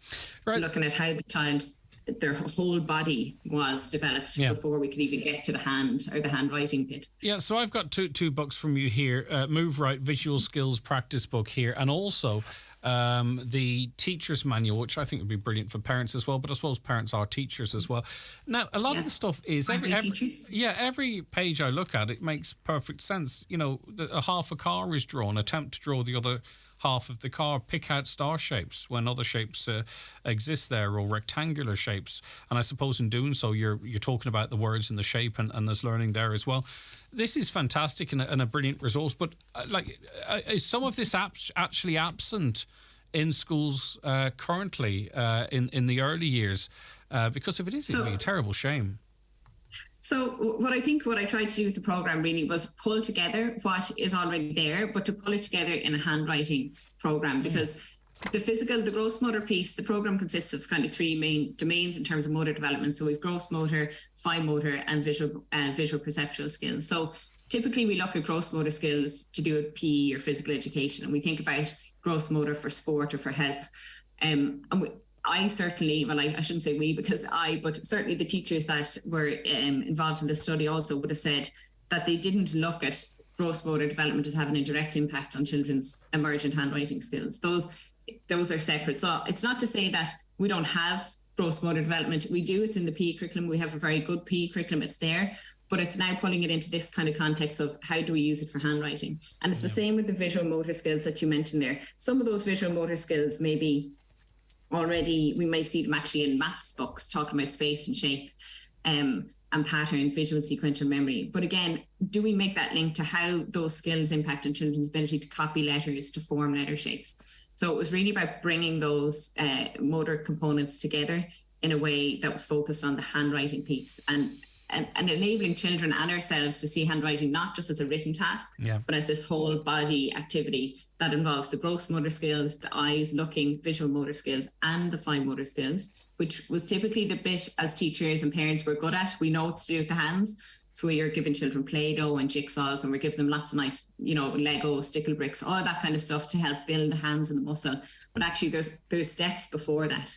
We've the visual and motor skills before that, and we've the gross motor skills before that. Yeah. So it's trying to bring those together. And there's an interesting thing too here that sort of that jumps out at me is about posture when you're writing or standing at an easel or lying on your tummy and doing writing. And I look at these images and it makes perfect sense because the head's backward or straight, and yet what we see an awful lot now is the top of our young people's heads looking into a tablet or a handheld games unit or a phone, which is, I think there's been some studies to suggest the impact that's having on their posture, the neck and their back.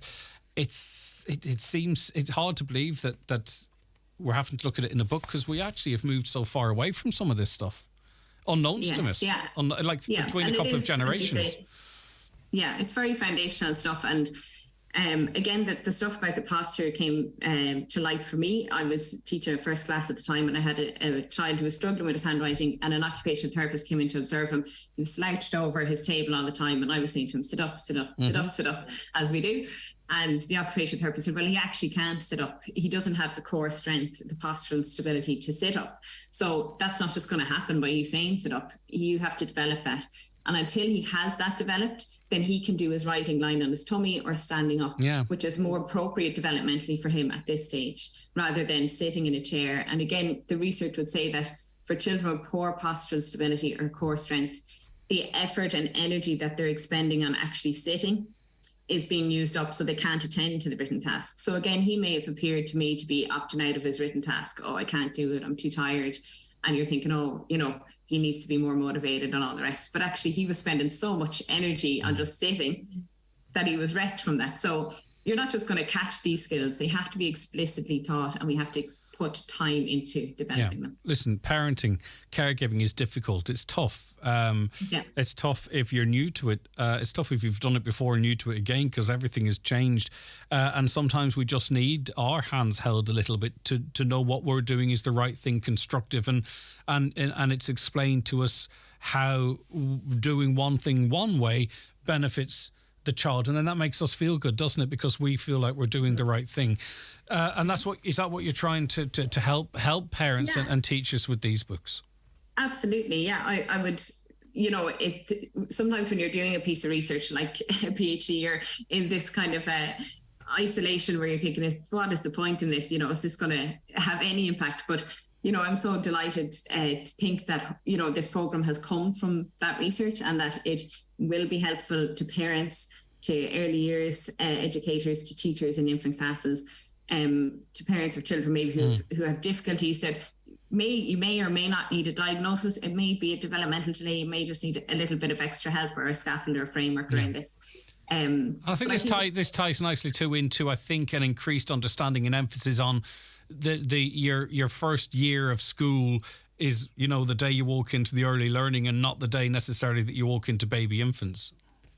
Yeah, absolutely. And I think like a lot of these skills, these gross motor, visual, perceptual skills, I often think, children would or will develop those naturally through the likes of rough and tumble play, kind of risky play, outdoor play, like proprioception comes from falling around, putting weight through the wrists, play, rough kind of play that sometimes maybe children aren't having an opportunity to engage in that so much. There's lots of, as we know, tape around, risky play, and all of this stuff, which is unfortunate. The second word out of every parent's mouth is careful.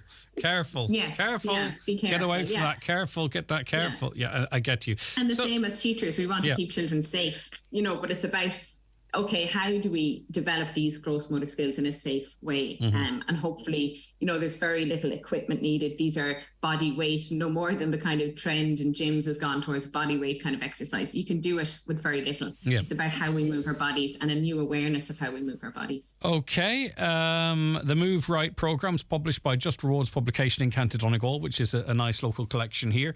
And you can check out the website. Where do you suggest people go to look at this, and who is the market for it? Obviously it's teachers, is it? Yeah, so teachers, preschool teachers, parents, ABC School Supplies, and my own website is sineadmccauleylam.com. So there's some information and some just some blog articles around my own experience there as well. Yeah, common sense. It's lovely to hear it because it's kind of absent an awful lot nowadays, and it's easy. Yeah. It's not rocket science. It's not. It's kind of, exactly. putting it together. Yeah, exactly. Yeah. And you've done a superb job in doing that for us. Thank you so much. It's been lovely having you on the programme. Take care. Thanks. Dr. Sinead Macaulay-Lamb there, who is the author of the New Right, Move Right programme there. Very interesting little books, I think. And I think they'd make life a little bit easier for parents. The 9 till noon show with Letterkenny Credit Union. Now offering mortgages from 40,000 to 600,000 euro with no hidden fees or transaction charges. Letterkenny Credit Union, 9102127. Mr. Blue Sky, please tell us why. The Euro Millions jackpot is an estimated 110 million euro. Play responsibly in-store, in-app or at lottery.ie. The National Lottery. It could be you. Attention all pet lovers and owners. Gary's Pet World Letterkenny is open 7 days per week, offering the very best value on all pet foods, accessories, grooming and care products. Call in and let our staff help you spoil your pet today. You will be amazed by the range of product for all pets, with exceptional value on all leading brands. Alternatively, you can browse and buy online at petworld.ie and we will deliver to your home. Preparing for a special occasion? Sorrento Shoes has the finishing touch. Shoes and bags in pastel shades, bling or classic neutrals. Sorrento Shoes. Available in all leading shoe stores. Forward Emphasis International, based in Mullinhead and Belfast, are actively recruiting for customer service advisors and insurance claims processors with both in-office and hybrid opportunities available. Fully funded insurance and financial services qualifications delivering attractive career path opportunities are available. Please visit their website forwardemphasis.ie and apply via their careers page. Highland Radio weather updates with Ireland West Airport. Lanzarote is back. Check out our new weekly flights to Lanzarote with Ryanair. Ireland West Airport. Don't just take off, take it easy. Cloud building, though it should remain mostly dry. Temperatures around about 12 degrees. Okay, Shane O'Donoghue is editor of CompleteCar.ie. Good morning to you, Shane. Morning, Greg. Good to have you back on the show. Right, okay. Gardaí are soon to have perhaps another weapon in their armoury, AI speed cameras, which would be capable of detecting whether or not we're holding our phone on the phone or whether or not we had our seatbelt on. This is AI. Everything's moving so quickly. It's possible, isn't it? I mean, why not? Absolutely. I mean, I don't think the technology is going to be the limitation here. It'll be perhaps the cost and the legality of everything. I think the one thing to tell listeners, of course, is that this is the very early stages of investigation, whether we're going to be using this. So the Gardaí are, before they even put anything out to tender, they're looking at the feasibility of the technology to make sure this is something that could be used, is something that would be effective, and of course whether the legislation will cover it in Ireland. I don't know what the public think. It's hard to know, because earlier on we were talking about the cost of uninsured drivers and how much it's costed the public and all, and talking about using number plate recognition if Gardaí had access to the insurance company's databases and stuff. But I don't know what the listeners out there think. Do they think it's an overreach? This is Big Brother, whatever next, let's resist it? Or are they saying, you know what, if it brings my premium down, people shouldn't be breaking the law anyway, more power to them. But I don't really know what's going on out there, what the general population think. Yeah, it's a fair point. I think it's something to be interesting to hear from your listeners on that. The big thing here is that it's all about road safety, and I'm sure you've seen it yourself that driving standards has dropped significantly in the last few years in Ireland. I think it's only anecdotal evidence, obviously, but my own experience on the roads every day is that more and more people are taking risks, and they're breaking red lights, using mobile phones, using bus lanes, all this kind of thing. And I believe the main reason for that is that Gardaí enforcement has reduced over the last few years due to lack of resources. It's not a criticism of local Gardaí or the Gardaí force as such, as perhaps the lack of resources there. And it's a contagion. If you're stuck in traffic every day on your commute and you're seeing people every day flying up the bus lane and getting away with it, that's going to increase the number of people that do that. And likewise, going through red lights. This is a particular bugbear of mine at the moment. It feels like every junction I come to where there's a red light, I see 2 or 3 people breaking a red light. And I don't just mean the last second where it's just gone red, which of course you're not supposed to be doing. I mean, 2-3 seconds later. So they're going through, the other lights are already green on the other side, or pedestrian light is already green, and yet you have other cars gone through again. Yeah, would this replace the Go Safe cameras? Because I think that's a failed experiment, to be honest. And I think really that's highlighted on the National Go Slow Days, whereby they don't detect anyone because everyone knows where they are. They slow down going past them and then batter on thereafter. I think, as I say, I think it's a failed experiment, and the only ones that work are the shoot and fish in a barrel ones. Could you see this new system replacing that kind of way of doing things? I think so, actually, and there was mention in the initial story on this on the Irish Times, where the idea might be that this system, or whatever this becomes, does replace the Go Safe idea. And I agree with you 100%. They're such a blunt instrument. They make sense perhaps if you want, for safety reasons, to slow down motorists in a very specific point. But fixed speed cameras are like outside a school where you never bloody see them. You see them just as the speed limit changes out of town. Grand, okay. I know there might have been one serious collision there in the past, and I get that. But we know where they are. We know what they're designed to do. And as I say, I think the worst advertising for them is the National Slowdown Day, because 80,000 cars go past. They detect 300 speeding. Come on, it's a lot of you-know-what.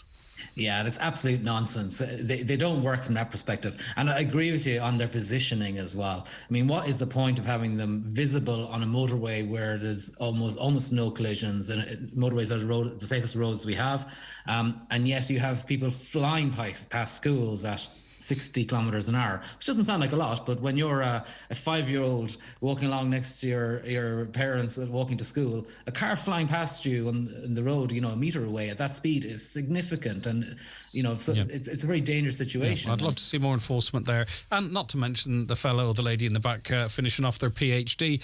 But anyway, how long can you see? How long do you think? You see, the other problem is though, this means cameras in an awful lot of places.